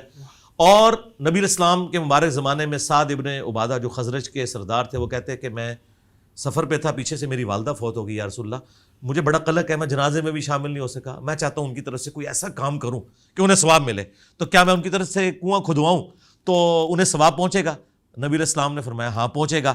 اور سن نسائی میں بخاری میں الفاظ ہیں, وہ سعد کا کنواں مشہور ہو گیا, سعد کا کنواں. جی جی جی. تو یہ آپ کام کریں, کسی غریب بچے کی کالج یونیورسٹی کا خرچہ اٹھا لیں, کسی غریب خاندان کا راشن والا معاملہ کوئی راشن والا کر لیں, اس طرح کے آپ معاملات کریں, صدقہ اور خیرات کریں. اور اگر والدین خواب میں نہ آئے تو یہ بھی پریشانی ہو جاتی ہے, خواب میں نہیں آئے. نہیں, یہ تو کوئی قرآن و حدیث میں نہیں ہے کہ ماں باپ نے ضرور آنا ہے, ضرور آپ نے بس دعا کرنی ہے. ان کی قبر پہ بھی جائیں. نبی علیہ السلام اپنی والدہ کی وفات کے 50 سال کے بعد قبر پہ گئے, وہاں روئے. ابا, ہاں آپ بھی گئے ہیں ماشاء اللہ تعالیٰ, صحیح مسلم کے اندر یہ حدیث موجود ہے. ماں باپ کی قبر پہ جائیں, قبر پہ بھی جا کے دعا کریں, گھر میں بھی دعا کریں. اچھا یہ دعا صرف ماں باپ جو مرے ہوئے ہیں ان کے لیے نہیں کرنی, زندہ ماں باپ کے لیے بھی کرنی ہے. صحیح, لوگ کہتے ہیں مرنے کے بعد کریں گے, بھائی زندگی میں بھی ان کو ضرورت ہے. صحیح, صحیح. اچھی اولاد تو صدقہ جاری ہے. جی جی. کیا علی بھائی میت کو پتہ چلتا ہے کہ اس سے قبر میں ملنے کون آیا ہے؟ مطلب میت کو دفن ہوئے سالوں ہو گئے اور کوئی چچا آتے ہیں ان کی قبر پہ آئے ہیں, تو پتہ چلتا ہے میت کو کہ کون ہے؟ اس طرح کی کوئی بات نہیں ہے, ہمیں صرف یہ حکم دیا گیا کہ آپ نے قبرستان جا کے کہنا ہے. صحیح مسلم میں حدیث ہے, السلام علیکم اہل الدیار من المؤمنین والمسلمین وَإِنَّا إِن شَاءَ اللَّهُ بِكُمْ لَلَاحِقُونَ نَسْأَلُ اللَّهَ لَنَا وَلَكُمُ الْعَافِيَةَ. یہ آپ نے دعا کرنی ہے. ہمارا سلام ان مردوں تک پہنچتا ہے, لیکن یہ کہنا کہ وہ سنتے ہیں اور وہ جواب دیتے ہیں, ڈائریکٹلی ہماری بات سنتے ہیں, نہیں کوئی ایسا, بات ہاں اگر کوئی کہتا ہے سنتے ہیں تو بھائی اگر اس نے میری ڈائریکٹ سنی ہے نا, پھر میرا بھی حق ہے کہ اس کی بھی قبر سے باہر نکلے, تو وہ کبھی نہیں نکلی بھی کسی نے سنی. صحیح ہے. تو بھائی ہماری بھی ڈائریکٹ نہیں جاتی, اللہ تعالیٰ پہنچاتا ہے ان تک. بس یہ عقیدہ ہے. وہ بخاری مسلم میں حدیث ہے کہ جب تم پڑھو گے السلام علیکہ ایھا النبی ورحمۃ اللہ وبرکاتہ, السلام علینا وعلی عباد اللہ الصالحین, تو زمین و اسمان میں ہر بندے تک تمہارا سلام اللہ تعالیٰ پہنچا دے گا. یہ اللہ تعالیٰ پہنچاتا ہے, یہ برزخی موڈ ہے, اس کا اس فزیکل ورلڈ سے کوئی تعلق نہیں ہے. اچھا اسی میں کتے یا بلی روتے ہیں تو ایک یہ بھی کلچر ہے کہ بھئی کوئی مرنے والا ہے, کوئی منوسیت ہونے والی ہے, گدھا بول رہا ہے, تو اس پہ کیا ہے, اس پہ کیا کرنا ہے شرعی معاملات میں؟ گدھے کے بارے میں تو الگ سے حدیث موجود ہے. ہاں جی, وہ تو حدیث موجود ہے کہ آپ نے اعوذ باللہ من الشیطان الرجیم پڑھنا ہے, لا حول ولا قوت الا باللہ پڑھنا ہے. باقی یہ کہنا کہ کوا گھر کی منڈیر پہ بیٹھے تو مہمان آئے گا, جوتی پہ جوتی چڑھ گئی تو آپ کا سفر لکھا ہوا ہے, ہاں, اور کالی بلی نے راستہ کاٹ دیا تو یہ مشکلات ہے. یہ میرے بھائی یہ توہمات ہیں, ان کا دین سے کوئی لینا دینا نہیں ہے. یا تو کوئی چیز ہاتھ میں خارش ہو رہی ہے پیسہ آئے گا, جی, یا تو وہ چیز قرآن و سنت سے ثابت ہونی چاہیے یا سائنٹیفک فیکٹس کے ذریعے ثابت ہونی چاہیے. صحیح. کئی چیزیں سائنٹیفک فیکٹ سے بھی ثابت ہے. مثال کے طور پر یہ بندر ہے, ان کی کمیونٹی میں ہلچل مچنی شروع ہو جاتی ہے جب زلزلہ آنے والا ہوتا ہے. اچھا, یہ ان کو علم غیب نہیں ہوتا, بلکہ یہ ہے کہ یہ جو زمین کی وائبریشن ہے نا, ان کا سینسٹیوٹی کا لیول زیادہ ہے. آپ کو پتا ہے ہاتھی زمین پر پاؤں مار کے نا 40 کلومیٹر دور تک کمیونیکیشن کرتا ہے. ہماری تو یہ چیزیں نہیں ہیں. عقاب 2 کلومیٹر اوپر سے نیچے دیکھ لیتا ہے, ہم نہیں دیکھ سکتے. اور اس سے اگلی بات, چڑیا اڑ سکتی ہے, ہم نہیں اڑ سکتے. حالانکہ عام مسلمان ایک چڑیا سے افضل ہے, تو افضلیت ختم نہیں ہوگی, اللہ نے اس کی وہ ڈومین رکھی ہے. اچھا, شوہر اپنی بیوی کو میکے جانے سے روک سکتا ہے کہ وہ اس کی نہیں بنتی, نہ سالوں سے بنتی ہے نہ ساس سے بنتی ہے, پسند نہیں ہے, شوہر نے حکم دے دیا بھائی تم نہیں جا سکتی, اب کیا معاملہ ہے؟ بیوی چلی جائے؟ اس کا ون لائنر ہے. اگر بیوی یہ کہے کہ میرا خامند جب اپنے ماں باپ سے مل کے آتا ہے تو میرے ساتھ برا سلوک کرتا ہے, لہٰذا میں اپنے خامند کو اجازت نہیں دوں گی کہ وہ اپنے ماں باپ کو ملے, تو کیا کوئی خامند مانے گا اس بات کو؟ ہاں بھائی, پکا آ گیا نا. تو بھائی ماں باپ کو ملنے سے نہیں روک سکتے. جس طرح ایک خامند یہ سمجھتا ہے نا کہ میرے ماں باپ کا میرے اوپر حق ہے, اسی طریقے سے اس بیوی کے ماں باپ کا بھی اس کے اوپر حق ہے. آپ کسی بھی عورت کو اس کے ماں باپ کو ملنے سے نہیں روک سکتے بھائی, ناٹ ایٹ آل. یہ اس کا شرعی حق ہے. بے شک ایسے. اور اگر آپ کو شوق تھا نا تو جب بیاہ کہ اس کو لائے تھے نا, اس سے پہلے ہی ان کو بتا دینا تھا کہ میں لے کے جا رہا ہوں, آندہ اس گھر کا منہ بھی نہیں دیکھے گی, تو انشاءاللہ تعالیٰ آپ کا رشتہ بھی نہ ہوتا. تو یہ پہلے طے کرنا صحیح تھا. اچھا, اگر وہ مان جاتے ہیں ٹھیک ہے بیٹا, کوئی بھی نہیں مانیں گے. اگر اتنے کوئی بدبخت ہیں جو مان رہے ہیں تو ان کے ساتھ ایسے ہی کرنا چاہیے. میت نکلے گی بیٹا آپ وہاں سے, یہ ایک نہیں, وہ یہ نہیں کہتے کہ ہماری طرف نہیں آنا, وہ کہتے ہیں کہ اپنے خامند کو چھوڑنا نہیں ہے. یہ نہیں وہ کہتے کہ ہماری طرف نہیں آنا, یہ تو کوئی بھی نہیں کہتا. اور آج کل یہ بڑی نیوز آتی ہیں کہ بھائی غربت سے تنگ آ کر ماں نے خود بھی خودکشی کر لی اور بچوں کو بھی مار دیا, یا باپ نے مار دیا, یہ بھی خودکشی ہوئی. بالکل خودکشی ہے. اور وہی والی گرفت ہوگی, قیامت تک اپنے آپ کو ویسے ہی مارتا رہے. بالکل, بخاری مسلم کی جو حدیث ہے, جس طریقے سے اس نے خودکشی کی وہی کرے گا. اور اس میں ایک پازیٹیو بات بھی کر لوں, شاید آپ کے پلیٹ فارم سے جب میں یہ کروں گا تو وہ بالدوں کو اچھی لگے. اللہ کے فضل سے ہمارا دیندار یا مولویوں کے طبقے سے لاکھ اختلاف, لیکن میں نے کبھی بھی کسی بھی فرقے کے دیندار بندے کو خودکشی کرتے ہوئے نہیں دیکھا, کیونکہ یہ چیز کم از کم ان کو کلیئر ہوئی ہے. جس طرح آپ دیکھیں کہ صحابہ کرام علیہم رضوان میں ہر طرح کے لوگ تھے, لیکن ایک جرم ایسا ہے جو کسی صحابی نے نہیں کیا کہ رسول اللہ کے اوپر کوئی جھوٹی حدیث باندھے, کیونکہ انہیں پتا تھا یہ گناہ معاف نہیں ہونا. نبی اسلام کی حدیث ہے بخاری مسلم میں کہ جس نے میری طرف جھوٹ منسوب کیا وہ اپنا مقام جہنم میں دیکھ لے. بالکل اس طریقے سے دیندار جو طبقہ ہے نا, اپنی ساری کمزوریوں کے باوجود اس میں ایک پازیٹیو چیز ہے, وہ خودکشی نہیں کرتا. اور دوسری بات یہ ہے کہ وہ بھوکے رہتے بھی نہیں ہیں, کوئی نہ کوئی معاملہ ان کے ساتھ ہو جاتا ہے. یہ اسٹیٹ کی ذمہ داری ہے. یہ بعد میں تو سارے لوگ ہمارے این جی اوز والے بھی وہاں پہنچ جاتے ہیں کہ یہ دیکھیں یہ وہ رسی ہے جسے وہ لٹکا ہے. یار خدا کے لیے کیا تم ڈیٹرنس پھیلا رہے ہو, تم پہلے اس کو دیکھ لیتے تو خودکشی نہ کرتا. بعد میں تو سارے لوگ جا کے وہاں وی لاگس بنا رہے ہوتے ہیں. اگر علی بھائی کسی کے گھر پہ کوئی خواجہ سرا پیدا ہو جاتا اور والدین کو بھی پتہ چل جاتا ہے, آج کا تو جدید دور ہے, وہ ٹیسٹ کرتے ہیں بچوں کا, دماغ کا بھی, باڈی بھی, ہر پارٹ کا ٹیسٹ ہوتا ہے, وہ بتا دیتے ہیں کہ یہ بچہ, تو وہ بچہ کچھ رپورٹس آئی ہیں گھر سے بھی نکال دیتے ہیں, اس بچے کو اون نہیں کرتے. ایسی سچویشن میں کیا معاملہ ہے, کیا کیا جائے؟ بہت ظلم کرتے ہیں نہیں ماں باپ. مجھے بتائیں, انہی ماں باپ کے گھر جب ایک معذور بچہ پیدا ہوتا ہے جو ذہنی طور پہ معذور ہوتا ہے, کیا اس معذور بچے کو آج تک کسی نے نکالا ہے؟ پیار کرتے ہیں, سب سے پیار کرتے ہیں جی. اس سے تو یہ بہتر کنڈیشن میں ہے, یہ آپ کے سارے کام کر سکتا ہے, ٹھیک ہے, اس سے 1 کروڑ گنا یہ بہتر بچہ اللہ نے آپ کو دیا. آپ اللہ کا شکر ادا کریں کہ یہ آیا. وہ اگر بچہ آتا کہ جو 17-18 سال کا بھی ایک بوڑھی ماں کو اٹھا کے پیشاب کروانے کے لیے خود ٹوائلٹ لے کے جانا پڑتا, اس سے تو یہ بہت اچھی کنڈیشن میں. میں تو کہتا ہوں اگر کسی کے ساتھ ایسا معاملہ ہے تو وہ کبھی اس چیز کو کمپیئر کرے تو وہ اللہ کا شکر ادا کرے کہ اللہ تعالیٰ نے اس سے بڑی آزمائش سے اسے نکال لیا. اچھا سلوک کرے. باقی جو آپ کہہ رہے ہیں پتہ چل جاتا ہے, بالکل بچپن میں خود بخود پتہ چل جاتا ہے بغیر میڈیکل ٹیسٹ کے بھی, جو بالکل ایکسٹریم اس طرح کے جو معاملات ہوتے ہیں. ماں باپ کو چاہیے ان کے ساتھ اچھا سلوک کریں, وقت کے ساتھ انہیں ایجوکیٹ کریں اور انہیں معاشرے میں جو نارمز ہیں وہ سکھائیں. اور یہ جو ہمارا سب کانٹیننٹ کا معاشرہ ہے نا, اس کے اندر تو اسکول کالج میں تو ان کو داخل کروانا ان کے اوپر ظلم ڈھانے کے مترادف ہے. یورپ امریکہ کے اندر باقاعدہ بچوں کی ٹریننگ ہوتی ہے, وہ بلی نہیں کرتے کسی اس طرح کے بچے کو, وہاں پہ ہراسمنٹ نہیں کی جاتی ہے. یہاں تو ہراسمنٹ کرنا شروع کر دیتے ہیں. ایجوکیشن کی ضرورت ہے. بہرحال ماں باپ کی ذمہ داری ہے کہ بجائے ان کو اس کمیونٹی کے حوالے کر کے کہ وہ برائی میں مبتلا ہو جائیں, خود ان کی ٹریننگ کریں اور اچھے طریقے سے اپنے معاملات کو لے کے چلیں, اور ان کی خدا کے لیے شادی نہ کریں. میں اپنے قریبی لوگوں میں ایسے لوگوں کو جانتا ہوں جنہوں نے شادی کر دی ہے, اب وہ شادی ہو گئی, بعد میں پتہ چلا وہ پوری زندگی عورتیں وہ مظلومیت کی زندگی گزارتی ہیں, اتنا ظلم کرتے ہیں. تو یہ شادی اسٹیبلش ہی نہیں ہوتی, فوراً سے پہلے یہ خلا والا معاملہ کرنا چاہیے. اچھا, گھریلو جھگڑوں پہ اکثر قرآن کی قسم اٹھا لیں اور قرآن کو اٹھا لینا اپنے آپ کو سچا ثابت کرنے کے لیے, اور سامنے والی پارٹی کو بھی پتہ ہوتا ہے یہ جھوٹ ہے, لیکن پھر بھی لوگ اپنی عزت بچانے کے چکر میں اللہ ماشاء اللہ لیکن وہ پھر بھی اٹھا لیتے ہیں. ایسے میں وٹنس ہوں ایسے بہت سارے واقعات کا جنہوں نے اٹھایا اور ہمیں پتہ ہے کہ جھوٹا اٹھایا ہے, لیکن ہم ظاہر قرآن کی تعظیم کے لیے ہم اسے اب سچا مان لیں گے.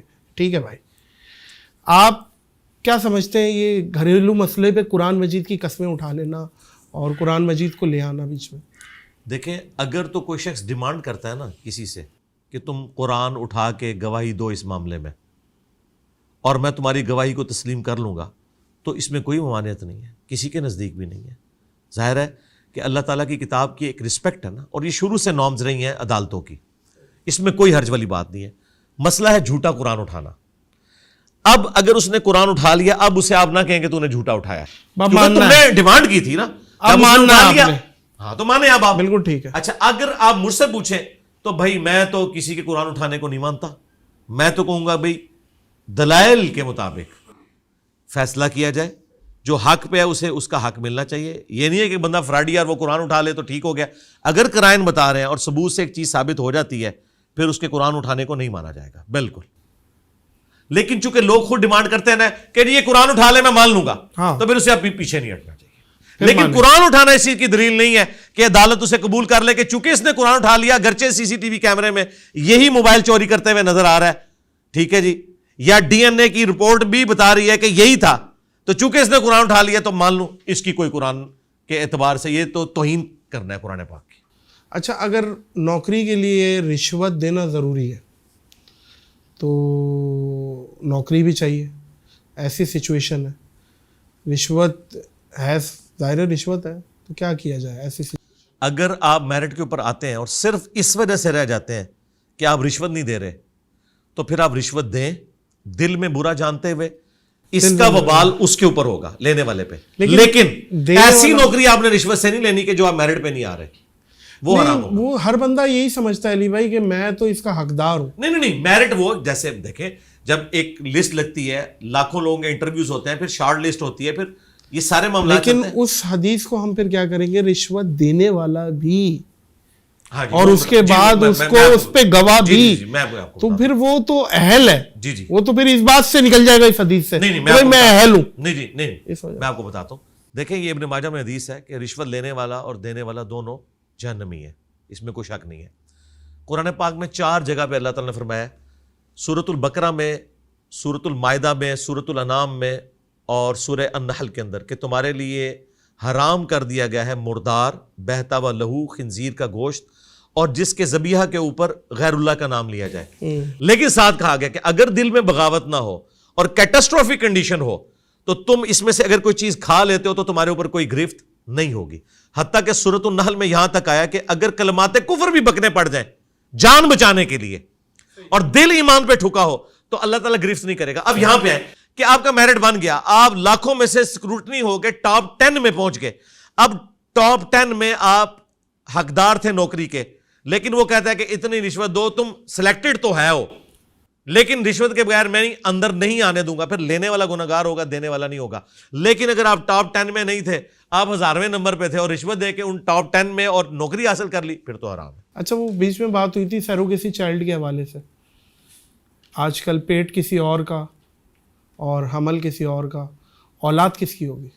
جس کا پیٹ ہے یا حمل ہے. دیکھیں اسلام میں تو اس چیز کی کوئی اجازت نہیں ہے سوائے اس کے کہ وہ مرد و عورت کے علاوہ کوئی تیسرا انوالو نہ ہو, نہ مرد کی طرف سے نہ عورت کی طرف سے. یہ تو ہو سکتا ہے کہ مرد و عورت کا اس طرح کا جو ملاپ ہے کسی مشین کے اندر کوئی معاملہ ایسا کیا جائے, IVF کہتے ہیں اور وہ ساری کوئی اور معاملہ نہ ہو ٹھیک ہے تو پھر جائز ہے. اور یہ جو میں آپ کو مسئلہ بتا رہا ہوں اسی کے اوپر تمام کا اتفاق ہے, اجماع امت ہے. بالکل اس کے اوپر اتفاق ہے. ٹھیک ہے. سیروگیسی چائلڈ کس کا بچہ ہوگا؟ اب جس کے پیٹ میں یا جس کا حمل ہے؟ دیکھیں اس کیس میں تو نبی الاسلام کی جو حدیث ہے بخاری مسلم میں کہ بیٹا یا بیٹی اولاد اس کی ہے جس کے بستر پہ پیدا ہوگی. صحیح ہے, جس بس کے یہ پیٹ ایک جنرل حدیث ہے. یعنی آؤٹ آف ویڈ لاک بھی کوئی پیدا ہوا ہے نا, جس مرد کے بستر پہ پیدا ہوا ہے نا وہ اس کا باپ شمار کیا جائے گا. صحیح صحیح بالکل ٹھیک. چاہے DNA سے ثابت ہو جائے کسی اور کا ہے, کیونکہ دنیا کا نظام اس طرح چل نہیں سکتا نا, ظاہر کے اوپر چلنا ہوگا. اچھا علی بھائی, جو لوگ حج عمرہ کرنے جاتے ہیں اور سلپ ہو جاتے ہیں, خرگوش ہو جانا وہاں کی ایک اصطلاح ہے, خرگوش ہو گئے بھائی, چھپ گئے خرگوشوں کی طرح, اور پھر ظاہر ہے وہ کما بھی رہے اور ہزاروں کی تعداد میں ہے وہاں پہ. ظاہر ہے سعودی گورنمنٹ کے لیے بھی ایک ٹارگٹ ہے ان کو ڈھونڈنا نکالنا, بلکہ وہ کبھی کبھی ایک ایسی آفرز نکال دیتی ہے کہ بھائی جتنے بھی خرگوش چھپے ہوئے وہ آ جائیں, ہم معاف کر دیں گے اور پاکستان چلے جائیں, ہم کچھ نہیں کریں گے. اس طریقے کا میرا خود ایک بڑے قریبی رشتہ دار پہنچا, وہ 2 سال اس نے کمایا بھی, گھر میں بھی پیسہ بھیجا. اب ایسی سچویشن میں اس کا وہ مال حلال ہے حرام ہے؟ مال کو تو حرام نہیں کہہ سکتے. وجہ اس کی وجہ یہ ہے کہ اگر وہ وہاں پر حلال طریقے سے کما رہا ہے تو اس کو حرام کہنے کا ہمارے پاس کوئی دلیل قرآن و سنت سے موجود نہیں ہے. البتہ آپ صرف اس ایکٹیویٹی کے اوپر بات کر سکتے ہیں جو وہ چھپ گیا. اس کو آپ مثال سے سمجھیں, ایک بندے نے چھری چوری کی, ہاں جی, لیکن اس نے مرغی بسم اللہ اللہ اکبر کہہ کے ذبح کی اس چھری سے, اس مرغی کو آپ حرام نہیں کہہ سکتے بھائی. واہ واہ واہ. ہاں اس نے وہ مرغی سنت کے مطابق ذبح کی, ہاں وہ چھری چوری کرنا ایک جز تھا, اس جرم کو جرم کہا جائے. اگلی بات, خوبصورت بات, یہ جب سے یہ کنٹریز کی باؤنڈریز بنی ہے نا, اس کے جہاں فائدے ہیں نا وہاں پہ انسانیت کے لیے نقصان اتنا بڑا ہے ایک کہ ایڈ انسان کر ہجرت نہیں کر سکتا. ایک بات ایڈ کر لوں پھر یہ اس کے بعد, احرام پہن کے, کیونکہ مطاف میں اب جانے بھی نہیں دیتے عمرے والوں کو, کیونکہ حجر اسود کا بوسہ لینا اور وہ چیزیں طواف کرنا لوگوں کی خواہش ہوتی ہے مطاف میں, تو وہ ایسی فیک احرام باندھ لیتے ہیں, اس کو بھی اسی میں کنٹینیو کر دیں. ہاں جی, بات یہ کہ جب سے کنٹریز کی باؤنڈریز بنی ہے نا, جہاں اس کے فائدے ہوئے نا, سب سے بڑا نقصان یہ ہوا ہے کہ انسان ہجرت نہیں کر سکتا. اتنی ریسٹرکشنز لگا دی ہوئی ہیں دوسرے ملکوں نے کہ ایک شخص اگر کہیں رزق کمانے کے لیے جانا چاہتا ہے وہ اسے روک دیتے ہیں. پہلے ایسا نہیں ہوا کرتا تھا, لوگ ہجرت کیا کرتے تھے, پوری فیملیز پورے قبائل ٹریول کرتے تھے. لیکن چونکہ ماڈرن ایج کے اندر ہم ان معاہدوں کے اندر بندھے ہوئے ہیں, ان کی پاسداری تو ضرور کرنی چاہیے, لیکن ان آسودہ حال ملکوں کو بھی دیکھنا چاہیے کہ ایک تو یہ ہے کہ یہ غریب ملک فوجیں بنا کے آپ کے اوپر چڑھ دوڑیں اور آپ سے یہ آپ کا مال ہتھیار لیں. تو امیر ملکوں کا یہ کام ہے کہ وہ غریبوں کو پھر موقع دیں کہ وہاں پہ آ کے لوگ کمائی کر سکیں. اب آ جائیں آپ حج عمرے کی طرف. حج عمرے میں بھی یہ جو ریسٹرکشنز سعودی حکومت کی طرف سے لگائی گئی ہیں نا, یہ غیر شرعی ہیں. اسلام میں آپ کسی کو مکہ مدینے آنے سے روک نہیں سکتے جس کے پاس لا الہ الا اللہ محمد رسول اللہ کا پاسپورٹ موجود ہے. سبحان اللہ, بالکل نہیں روک سکتے. سورہ حج میں اللہ تعالیٰ نے واضح فرمایا کہ جو حرم ہے نا, حرم مکہ, یہ وہاں کے رہنے والوں کے لیے اور باقی سب آنے والوں کے لیے یکساں ہے. آپ کو خانہ کعبہ شریف مسجد حرام کے اندر کوئی شخص رہنے سے بھی نہیں روک سکتا. وہ اللہ کا گھر ہے. جس طرح آپ اپنے ماں باپ کے گھر جا کے رہ سکتے ہیں نا پورے ایک وثوق کے ساتھ, یہ خدا کا گھر ہے اور آپ کے پاس پاسپورٹ موجود ہے. سعودی حکومت کا یہ کہنا کہ اتنے لوگ حج کریں گے اس سے زیادہ نہیں کر سکتے, یہ بھی غیر اسلامی ہے. آج اپنی کیپیسٹی کے, جی میں آپ کو بتا رہا ہوں, کیپیسٹی نہیں, آج میں بتاتا ہوں جناب, میں انجینئر ہوں نا جی. ارے گدے کے ساتھ گدا لگا ہوا ہے, میں انجینئر ہوں. آج آپ امریکہ یورپ کے حوالے کریں, انہیں بتائیں گے ٹریڈ اپرچونٹی ہے, وہ کہیں گے اس سال کتنے آ رہے ہیں آپ کے 20 لاکھ, وہ کہیں گے اگلے سال 1 کروڑ لے آؤ, وہ آپ کو مینج کر کے بتائیں گے. یہ کوئی مشکل کام نہیں ہے, پیسہ لگائیں مینج کریں, ہو سکتا ہے. جن کے ذاتی کاروبار ہیں انہوں نے اتنی فرنچائزز دنیا میں نہیں کھولنی ہیں. آپ مثالیں دیتے ہیں جی, اتنے دنوں میں یہ ہوا جی, چائنا نے جی 2 ہفتے کے اندر اتنے بیڈز کا ہاسپٹل بنا دیا. کیوں بنایا؟ ہاں سعودیہ ہوتا تو ان سے تو نہیں بننا تھا بھائی, نہیں بنتا بنواؤ. تمہیں اللہ نے ریسورسز اس لیے دیے تھے, اور صحرا ہے, خالی ہے بہت. اور میں آپ کو بتاؤں, دنیا میں لاکھوں لوگوں کا حج ان کی وجہ سے رہ رہا ہے. وہ بیچارے پیسے جوڑتے ہیں, وہ کہتے ہیں اگلے سال آؤ, اگلے سال 5 لاکھ بڑھ جاتا ہے, وہ بیچارے کر نہیں سکتے. یہ کام بالکل نہیں ہونا چاہیے. آپ رکھیں. اب آئیں وہ جو آپ نے کہا کہ طواف کعبہ میں احرام پہن کے, جی بالکل احرام پہن کے کریں. احرام آپ احرام کی نیت کے بغیر بھی 2 چادروں میں پھیر سکتے ہیں. نبی علیہ السلام کا عمومی لباس ہی 2 چادریں تھا. یہ صرف احرام کی حالت میں نہیں, نبی علیہ السلام نے جامعہ ترمذی ابو داؤد میں موجود ہے, نبی علیہ السلام اس حال میں برآمد ہوئے کہ آپ نے گرین کلر کی تہمد اور گرین کلر کی اوپر چادر اوڑھی ہوئی تھی. اس طریقے سے بخاری مسلم میں آپ کو وائٹ کلر کی بھی ملے گی. یہ نبی علیہ السلام کا عمومی لباس تھا, کرتا یا چادر اور نیچے تہمد.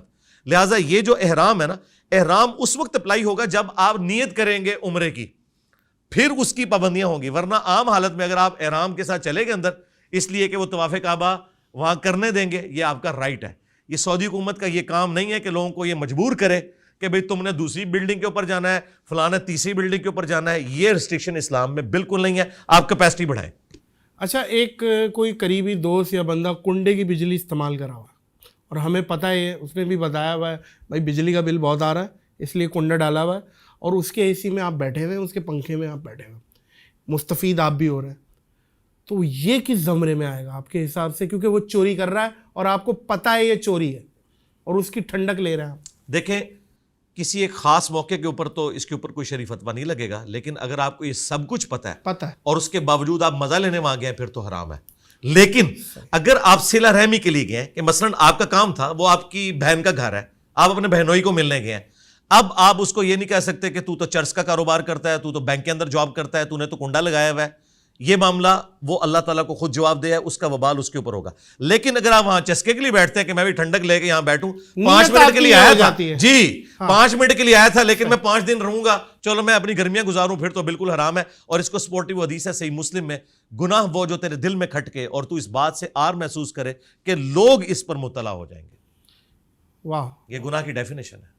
واہ, یہ اور یہ فارمولا 14 سیٹیں یہ سب پہ لگ رہی ہے, جی سب صرف چوری کی بجلی پہ نہیں لگ رہی, چوری کی گاڑی پہ, جی کوئی فراڈ کے مال پہ, بالکل کوئی زمین ہتھیالی ہے, یہ ساری چیزوں قرآن میں واضح ہے وَتَعَاوَنُوا عَلَى الْبِرِّ وَالتَّقْوَى وَلَا تَعَاوَنُوا عَلَى الْإِثْمِ وَالْعُدْوَانِ. نیکی اور پرہیزگاری کے کاموں میں ایک دوسرے کی مدد کرو, برائی میں نہیں کرنی. عورتوں کا کار چلانا, بائک چلانا, آج کل رکشے بھی چلا رہی ہیں کمرشل, ہم نے دیکھا ہے پیچھے سواریاں بیٹھی, غیر محرم سارے بیٹھے ہوئے. اب وہ دیکھ بھی رہے ہیں, ظاہر ہے ہر بندے کا اپنا ایک کردار ہے, تو وہ لیکن بیچاری وہ مجبوراً چلا رہی ہے. ظاہر ہے عورت باہر نکلتی ہے, عورت, میرا ایک ذاتی ایک چیز ہے جو میں سمجھتا ہوں, عورت غیرت میں مرد سے زیادہ ہوتی ہے, لیکن وہ جب نکلتی ہے اس کی کوئی بہت زیادہ مجبوری ہے تب نکلی ہے بھائی وہ. تو ایسی سچویشن میں عورت کیا کرے؟ مطلب بائک, گاڑی اور چیزیں چلانا, کیونکہ بائک پہ بھی تھوڑا سا کھلا بیٹھنا پڑتا ہے, تھوڑا مردوں کی طرح, یہ بھی بائک کے پیچھے لگ جاتی ہیں اس طرح کی بدتر. دیکھیں, پہلی تو بات میں آپ کی سیکنڈ کروں گا کہ عورت مرد سے غیرت میں زیادہ نہیں, بہت زیادہ ہوتی ہے, کوئی کمپیریزن ہی نہیں ہے. اللہ تعالیٰ نے اس کی نیچر میں رکھا ہے, اس کا نام ہی عورت ہے, پردے کی چیز. اللہ نہ کرے کہ ایسا کسی عورت کے اوپر مشکل وقت آئے کہ وہ رزق کمانے کے لیے باہر نکلے. اسلام میں تو عورت کی زندگی ایک ملکہ والی زندگی ہونی چاہیے, ملکہ والی زندگی. یہ معیشت کی ساری ذمہ داری مرد کے اوپر ہے. الرجال قوامون علی النساء, مرد حاکم ہے عورتوں پر بسبب اس کے کہ وہ ان کا سارا خرچہ اٹھاتے ہیں. اگر معذور ہو مرد اگر معذور ہو تو سب سے پہلے تو یہ ہے کہ وہ معذور شادی سے پہلے ہے یا بعد میں ہے؟ شادی کے بعد ہو گیا, ایکسیڈنٹ شادی کے بعد ہو گیا, پیرالائز ہو گیا. تو اس معاشرے کی ذمہ داری ہے, حکومت کی ذمہ داری ہے کہ اس کے ساتھ ایسے معاملات کرے, اس کا خرچہ لگائے. یہ جو لوگ اربوں سنبھالے بیٹھے ہوئے ہیں, ان کی زکوٰۃ کروڑوں میں بنتی ہے, 1 ارب پہ 2.5 کروڑ زکوٰۃ بنتی ہے. بالکل صحیح. یہ اس معاشرے کی ذمہ داریوں سے سپورٹ کرے. لیکن اگر عورت کو پھر بھی نکلنا پڑتا ہے تو وہ اپنے حجاب کا اہتمام کرے اور کسی ایسی جگہ پہ نہ جائے کہ جہاں اس کے ساتھ کوئی اس قسم کا مس ہیپ ہونے کا معاملہ ہے. کوشش کرے کہ ایسی جاب کرے جو عورتوں والی جاب ہو. اب یہ جو آپ نے کہا نا بائک چلانا, بھائی جب سے یہ پیٹرول اتنا مہنگا ہے, گاڑی تو ہر بندہ افورڈ نہیں کر سکتا کہ وہ اپنے بچوں کو اسکول بھیجے. میں تو اب اپنے جہلم شہر میں دیکھتا ہوں کتنی عورتیں پورا نقاب برقع کیا ہوا ہے انہوں نے, اور وہ اپنے بچوں کو موٹر بائک پہ خود چھوڑتی ہیں اسکول. بہت اچھا کام ہے. دودھ پیتے بچوں کا پیشاب پاک ہم سنتے ہیں کہ بھائی بچے کو پیشاب پاک ہے. پیشاب تو پیشاب ہے. الٹی بھی کہتے ہیں کہ بھائی کوئی بات نہیں, دودھ پیتا بچہ ہے, کچھ ایسی چیز تھوڑی کھاتا ہے کہ کوئی غلط چیز ہو. صحیح ہے, نماز بھی پڑھ لو. تو اس پہ کیا معاملہ ہے شرعی؟ دیکھیں الٹی والا جو معاملہ ہے نا, یہ تو فقہ حنفی والوں نے اجتہاد کیا ہوا ہے. الٹی کا نجس ہونا کہیں سے کوئی ثابت نہیں ہے. پیشاب تو ظاہر ہے نجس ہے, چھوٹے بچے. جی چھوٹے بچے کا بھی نجس ہے. صرف اس میں یہ ہے کہ نبی الاسلام کی حدیث ہے بخاری میں سنن ابی داؤد کے اندر کہ اگر لڑکی کا پیشاب ہے تو آپ نے اسے پورے اہتمام کے ساتھ, یعنی لڑکی اور لڑکے کے اعتبار سے یہ فرق کیا گیا ہے نبی الاسلام کی تعلیمات کی روشنی میں کہ اگر لڑکی کا پیشاب ہے تو اسے پورے اہتمام کے ساتھ دھونا ہے, اور اگر لڑکے کا پیشاب ہے تو اس پہ چند چھینٹیں مار لینا کافی ہے. اس سے بعض لوگوں نے رزلٹ نکال لیا کہ شاید پاک ہے. پاک نہیں ہے ناپاک, اس لیے پانی اس پہ آپ ڈال رہے ہیں. اور یاد رکھیے گا ابو داؤد ترمذی میں حدیث ہے کہ پانی کو کوئی چیز ناپاک نہیں کرتی. پانی ایک سمجھ لیں ایک ایسی چیز ہے جو کسی چیز پہ بھی آپ ڈالتے ہیں نا اس کو پاک کر دے گی, خود ناپاک نہیں ہوتا پانی. ٹھیک ہے, اس لیے اللہ تعالیٰ کہتا ہے میں نے آسمان سے پانی نازل کیا جو پاکیزہ ہے. علی بھائی کچھ لوگوں کو عادت ہوتی ہے الٹا سونے کی, وہ سوتے ہی ان کو نیند ہی الٹا آتی ہے, اور کچھ الگ الگ طریقے ہیں. کچھ یوں ہو کے سکڑ کے سوتے ہیں. کچھ لوگوں کو عادت ہوتی ہے, جیسے ایک سلمان خان ہے انڈیا میں, وہ بولتا ہے بھائی مجھے بیٹھ کے سونے کی عادت ہے, مجھے بیڈ سے زیادہ کمفرٹیبل, میں کسی اچھے صوفے پہ بیٹھ کے ٹیک لگا کے سو جاتا ہوں, اس میں مجھے زیادہ آسانی ہے. تو یہ اس طریقے سے سونا کیسا؟ اور کچھ لوگ کہتے ہیں غلط خواب آئیں گے, اس اینگل پہ سو گے, گردن میں وہ جو اٹھنے کی کوشش کرتا ہے بندہ اٹھ نہیں پاتا, اس کو پتہ نہیں کیا کہتے ہیں انگریزی میں, یہ ساری چیزیں. تو اس کو ذرا کنکلوڈ کریں. دیکھیں صرف ایک طریقہ ہے سونے کا جس کی ممانعت ہے, وہ کیا؟ وہ ابو داؤد اور سنن ابن ماجہ میں حدیث ہے کہ ایک صحابی کہتے ہیں کہ میں پیٹ کے بل لیٹا ہوا تھا, ایک شخص میرے پاس آیا, اس نے میرے پاؤں پہ اپنے پاؤں سے ٹھوکر ماری اور کہا اٹھ, یہ جہنمیوں کا طریقہ ہے. وہ کہتے ہیں میں نے ایسے اٹھ کے دیکھا تو اللہ کے محبوب صلی اللہ علیہ وآلہ وسلم تھے, کیونکہ جہنمیوں کو بھی جہنم میں الٹے پیٹ لٹا کے ان کی پھینٹی لگائی جائے گی. بولے اعوذ باللہ تعالی. الٹے پیٹ سے مراد جو یوں اللہم اجرنا من النار, آمین. الٹے پیٹ وہ یعنی پیٹ کے بل. اچھا پیٹ کے بل لیٹنا منع ہے, صحیح ہے. بس اس کو چھوڑ کے ہر طرح آپ لیٹ سکتے ہیں, آپ کی مرضی ہے. دائیں کروٹ لیٹیں, بائیں کروٹ لیٹیں. ہاں سنت ہے دائیں کروٹ لیٹنا, لیکن بائیں کروٹ بھی آپ لیٹ سکتے ہیں. ممانعت کوئی نہیں. ممانعت جس چیز کی ہے وہ پیٹ کے بل لیٹنے کی ہے. باقی یہ جو آپ بات کر رہے ہیں نا, اب میں آپ کو بتاؤں, میں گو تکیہ لے کے سوتا ہوں, مجھے یہ عام تکیے کے اوپر نیند ہی نہیں آتی جب تک کہ میرا سر اتنا نہ ہو جائے کہ یہ جو جتنا فاصلہ ہے یہ کور نہ کرے, اس سے تھوڑا سا زیادہ ہو, یہ ایسے مجھے نیند ہی نہیں آتی. تو یہ ہر بندے کا ڈیفرنٹ ہے. پیٹ کے بل لیٹنا منع ہے. اور ابو داؤد میں ایک اور حدیث ہے, کوئی بھی شخص کسی ایسی چھت کے اوپر نہ سوئے جس کے باہر منڈیر نہیں ہے, کیونکہ نیند میں سونے کی بعض لوگوں کو عادت ہوتی ہے. تو نبی علیہ السلام فرمایا ایسے شخص سے اللہ کا ذمہ اٹھ گیا, یعنی اگر آپ وہ نیند میں چلا اور چھت سے نیچے گر گیا تو وہ خود حرام موت مرا ہے, کیونکہ اللہ تعالیٰ نے اس کی ممانعت کی ہوئی ہے.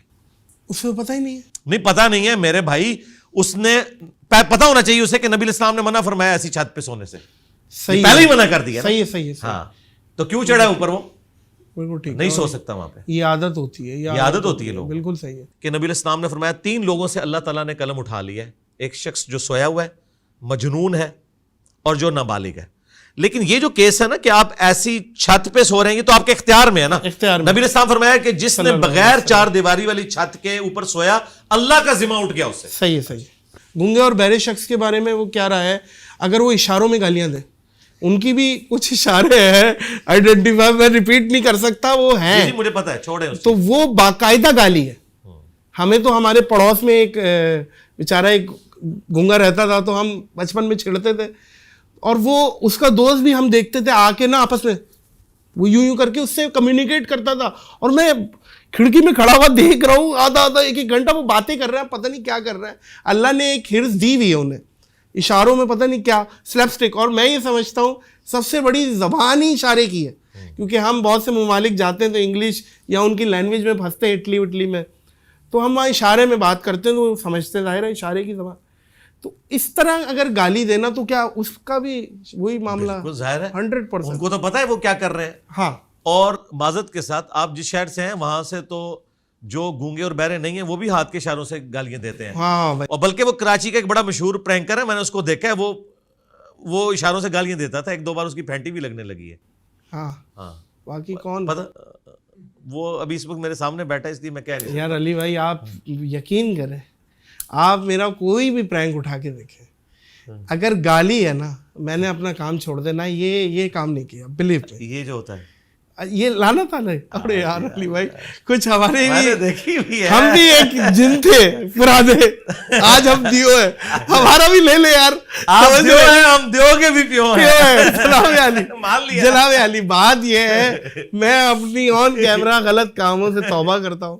اللہ مجھے نادانی, ظاہر ہے اس وقت ڈائریکٹر تو میں نے اسی کہہ رہا ہوں, وہ تھا نا, تھا وہ مر گیا. اس کے انتقال کو بھی تقریباً کوئی اس کی 15ویں برسی ہو چکی ہے, لیکن اس کی روح بھٹک رہی ہے ابھی بھی یوٹیوب پہ نا. سر بات یہ ہے ٹھیک ہے, اس میں کوئی شرعی گرفت نہیں ہے, اگر توبہ کر لی ہے. میں توبہ کر لی ہے, اور جتنے بھی جو میں نے ریئل پرینکس کیے ہیں, آج میں یہ بات پہلی دفعہ دوہرا رہا ہوں علی بھائی کی برکت سے, جو میں نے لوگوں کو تنگ کیا, اگر ان سے ان کی دل آزاری ہوئی ہے, اس کیمرے کی وساطت سے بھی میں توبہ اور معافی چاہتا ہوں, اللہ سے بھی معافی چاہتا ہوں. انشاءاللہ آگے اس چیزوں کو, ظاہر ہے اللہ استقامت دے, آپ دعا کریے گا اس چیزوں میں نہ ہی جائیں تو بہتر ہے. میں خود, کیونکہ ظاہر ہے جس گاؤں جانا نہیں وہاں کا راستہ کیا پوچھنا, آپ اس کو کھولنا. اچھا تو وہاں واپس ہیں, وہ جو گالی دینے والا ہے اسے بھی پتا ہے, اس کے پاس اتنے ہی ریسورسز تھے, اس نے وہ پورے یوٹیلائز کیے, لہٰذا وہ بھی گنہگار ہوگا. سیدھی سی بات ہے. اس کے دور میں سوشل میڈیا, دیکھیں ٹو بی آنیسٹ ہم بھی ہیں, کام کر رہے ہیں, لیکن بات وہی ہے جو حق سچ ہو. ایک طوفان بدتمیزی تو ہے, اور ابیوزو بھی ہے, کرٹیسزم بھی ہے, ماں بہن کی گالیاں بھی دی جا رہی ہیں, فحاشی کا اڈا بھی ہے, مجروں کا اڈا بھی, کیا کیا ہے آج کے دور میں. کیا جیسے میرا بچہ بڑا ہو رہا ہے, میں کنفیوزڈ ہوں. میں بلکہ کنفیوز کیا, میں نے تو خیر یہ فیصلہ کیا ہے, میں نے کسی سوشل میڈیا اکاؤنٹس کی اجازت نہیں دینی اسے. زندگی تو گزار سکتا ہے نا, یا آکسیجن ہے. آپ کیا سمجھتے ہیں کہ آنے والی پوت کو سوشل میڈیا پہ ہونا ضروری ہے, یا جیسے آپ کہتے ہیں کتابی مطالعے ضروری ہیں؟ سوشل میڈیا کے لیے تو پہلے ایجوکیٹ کرنا بھی تو بہت ضروری ہے. وہاں پہ جہاں پہ تعلیم نہیں گئی ہے وہاں انٹرنیٹ چلا گیا پہلے.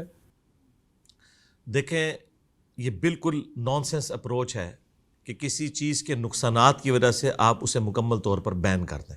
صحیح, ٹھیک ہے. اسلام نے ہمیشہ ہر چیز کا راستہ نکالا ہے. اب دیکھیں اللہ تعالیٰ نے ایک سیکس کا ایلیمنٹ انسان کے اندر رکھا ہے, لیکن اس کو نکالنے کا راستہ نکاح کا ہے. یہ نہیں کہا کہ اپنے آپ کو خسی کر لو.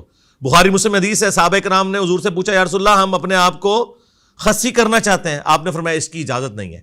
بخاری مسلم حدیث ہے, اے نوجوانوں کے گروہ جس میں استطاعت ہے وہ نکاح کرے, اور جو نکاح نہیں کر سکتا وہ روزے رکھ کے اپنی شہوت کو ٹھنڈا کرے, لیکن اپنے آپ کو خسی نہیں کر سکتا. ایک نیچرل چیز ہے. دنیا میں جتنی بھی اس قسم کی چینجز آتی ہیں ان کے اوپر شرعی فتویٰ لگانے کے لیے ضروری ہے کہ وہ 100% حرام ہو. مجھے بتائیں ٹی وی اس کا نیگیٹو یوز بھی ہو رہا ہے. دیکھیں ناک پہ مکھی بیٹھی ہے تو ناک تو نہیں کاٹنا آپ نے, مکھی کو اڑانا ہے. واہ واہ واہ. سوشل میڈیا اگر آپ سمجھتے ہیں اس میں کوئی گندگی ہے, ایک مثال میں بھی دے دوں. ہاں جی, اناڑی ڈرائیور نے مرسیڈیز ٹھوک دی تو ڈرائیور کی غلطی ہے, یہ بات تو ہے, لیکن بڑھتی جا رہی ہے, بہت زیادہ خرافات ہیں. سلطنت عثمانیہ کی تباہی کی سب سے بڑی وجہ یہ تھی کہ وہ جو جدید دور کے تقاضے تھے نا ان کا وہ خیال نہیں رکھ سکے. وہ اسی چکر میں پڑے رہے کہ یہ توپ کے گولے کے اندر سور کی چربی ڈلتی ہے, بس پتہ نہیں اس گولے کو انہوں نے نیچے رکھ کے نماز پڑھنی تھی, تو بس دیکھ لیں پھر آج تک ہم ذلت کاٹ رہے ہیں. تو اس طرح کی جو چیزیں ان کو دیکھنا چاہیے کہ میرے بھائی ہم یہ جو اتنا بڑا فتویٰ لگاتے ہیں کہ اس سے یہ کرنے دوں گا اور آپ کے کرنے سے رکنا کوئی نہیں. Forbidden fruits are always sweet, یہ انگریزی کا محاورہ ہے, منع کیے گئے فروٹ ہمیشہ میٹھے ہوتے ہیں. آپ نے ایجوکیٹ کرنا ہے کہ بھائی یہ غلط ہے یہ صحیح ہے, آپ نے یہ کرنا ہے اس سے بچنا ہے. ادروائز اگر آپ کیٹاگوریکل کر دیں گے نا تو آپ اپنے بچوں کو سائیکو کر لیں گے, وہ اس معاشرے میں چل ہی نہیں سکتے. جس طرح آج ہم کہتے ہیں تعلیم کے بغیر اس معاشرے کے اندر آپ ایک پڑھ لکھے طبقے کے اندر اپنی بات نہیں پہنچا سکتے. یہ تو آپ کی بیسک کیسے فلٹر کریں کہ وہ بچہ غلط چیز نہ دے. جی جس طرح آپ خود ہوئے ہیں فلٹر, آپ تو اب ایوالو ہو چکے ہیں نا, تو آپ خود سمجھ سکتے ہیں کہ میں نے اس کو کس طریقے سے کرنا ہے. یہ جو آپ بند کرنے والی بات کر رہے ہیں نا, میں نہیں کہہ رہا, میں اس کا حل اس کا یہی ہے نا کہ وقت کے ساتھ ساتھ انسان لرن کرتا ہے. میں کہہ رہا ہوں حل کیا ہے, آنے والی پوت کیا انہیں بھی یوٹیوب کا اکاؤنٹ ایجوکیٹ کرنا ضروری ہے؟ جس طرح عامر خان نے یہ ایجوکیٹ کیا چھوٹے بچوں کو تارے زمین پر، جی اس نے ایجوکیٹ کیا، اس طرح ہمیں بھی ایجوکیٹ کرنا چاہیے. یہ آپ نے ایجوکیٹ کرنا ہے. آپ نے یہ نہیں کہنا کہ میں نے اپنے بچوں کو اب مدرسے نہیں بھیجنا، میں نے اپنے بچوں کو قرآن پڑھنے کے لیے نہیں بھیجنا. اچھا علی بھائی، جاتے جاتے کوئی ایک ایسا یادگار میسج جو کہ 100 سال 200 سال بعد بھی کوئی دیکھے، شاید کہ یقیناً آپ بھی نہیں ہوں گے، ہم بھی نہیں ہوں گے، کوئی ایسا میسج دینا چاہیں گے جو ویڈیو فارم میں یاد رہ جائے آپ کا؟ اور بولیں آپ کچھ. بولوں؟ سن لیں گے، کیمرہ بھی سن لے گا. دیکھیں ہمارا تو ایک ہی میسج ہے. قرآن میں ہمیں حکم تھا ایتونی بکتاب من قبل ھذا او اثارۃ من علم ان کنتم صادقین. اے نبی ان سے فرماؤ کہ اگر مجھ سے کوئی بحث کرنی ہے تو کتاب میں کوئی چیز ہے تو وہ لے کر آؤ، جو تمہارے پاس اپنی کتاب الہامی موجود ہے، یا انبیاء کے آثار میں سے کوئی چیز ہو وہ مجھے پیش کرو اگر تم سچے ہو. اندازہ کریں کہ نبی الاسلام کو اللہ تعالیٰ نے یہ طریقہ سکھایا ہے کہ کتاب و سنت سے بات کرنی ہے. نبی الاسلام نے بھی حجۃ الوداع پہ فرمایا اپنے بعد 2 چیزیں چھوڑ کے جا رہا ہوں، کتاب اور سنت. اور غدیر خم پہ فرمایا قرآن اور اہل بیت. ہم یہ کہتے ہیں کہ آپ بکش مسلمان بنیں اور اپنی نسبت اس شخص کے ساتھ مضبوط کریں جس کی قبر مدینے میں ہے، صلی اللہ علیہ وآلہ وسلم. کیا بات ہے، کیا بات ہے. علی بھائی بہت بہت شکریہ، جزاک اللہ خیر. بڑی مہربانی. اس نفسا نفسی میں جو سب سے قیمتی چیز کسی کے پاس ہوتی ہے وہ ہوتا ہے اس کا وقت. وقت ہم نے دیا، ہم تو آئے تھے، آپ نے دیا، آپ کی بڑی مہربانی. الحمدللہ. ہمارے پاس تو تھا، ہم آ گئے اور آپ نے نکالا، آپ کا بڑا پن. اور اللہ آپ کو استقامت دے، اللہ ہم کو بھی استقامت دے. آمین بس اللہ راضی ہو جائے. آمین آمین. جب ہم جائیں دنیا سے تو اللہ راضی ہو، بس یہی مشن ہے اور یہی کوشش ہے. معزز خواتین و حضرات، اس پوڈ کاسٹ کو اختتام کریں گے اس دعا، اس یقین، اس اپنے پن کے ساتھ کہ اپنا اور دوسروں کا بہت زیادہ خیال رکھیے گا. 1947 میں ہمیں پاکستان کی ضرورت تھی، آج پاکستان کو ہماری ضرورت ہے. پاکستان کو خصوصی دعاؤں میں یاد رکھیے گا، مجھے دعاؤں میں یاد رکھیے گا، علی بھائی کو دعاؤں میں یاد رکھیے گا. اللہ حافظ.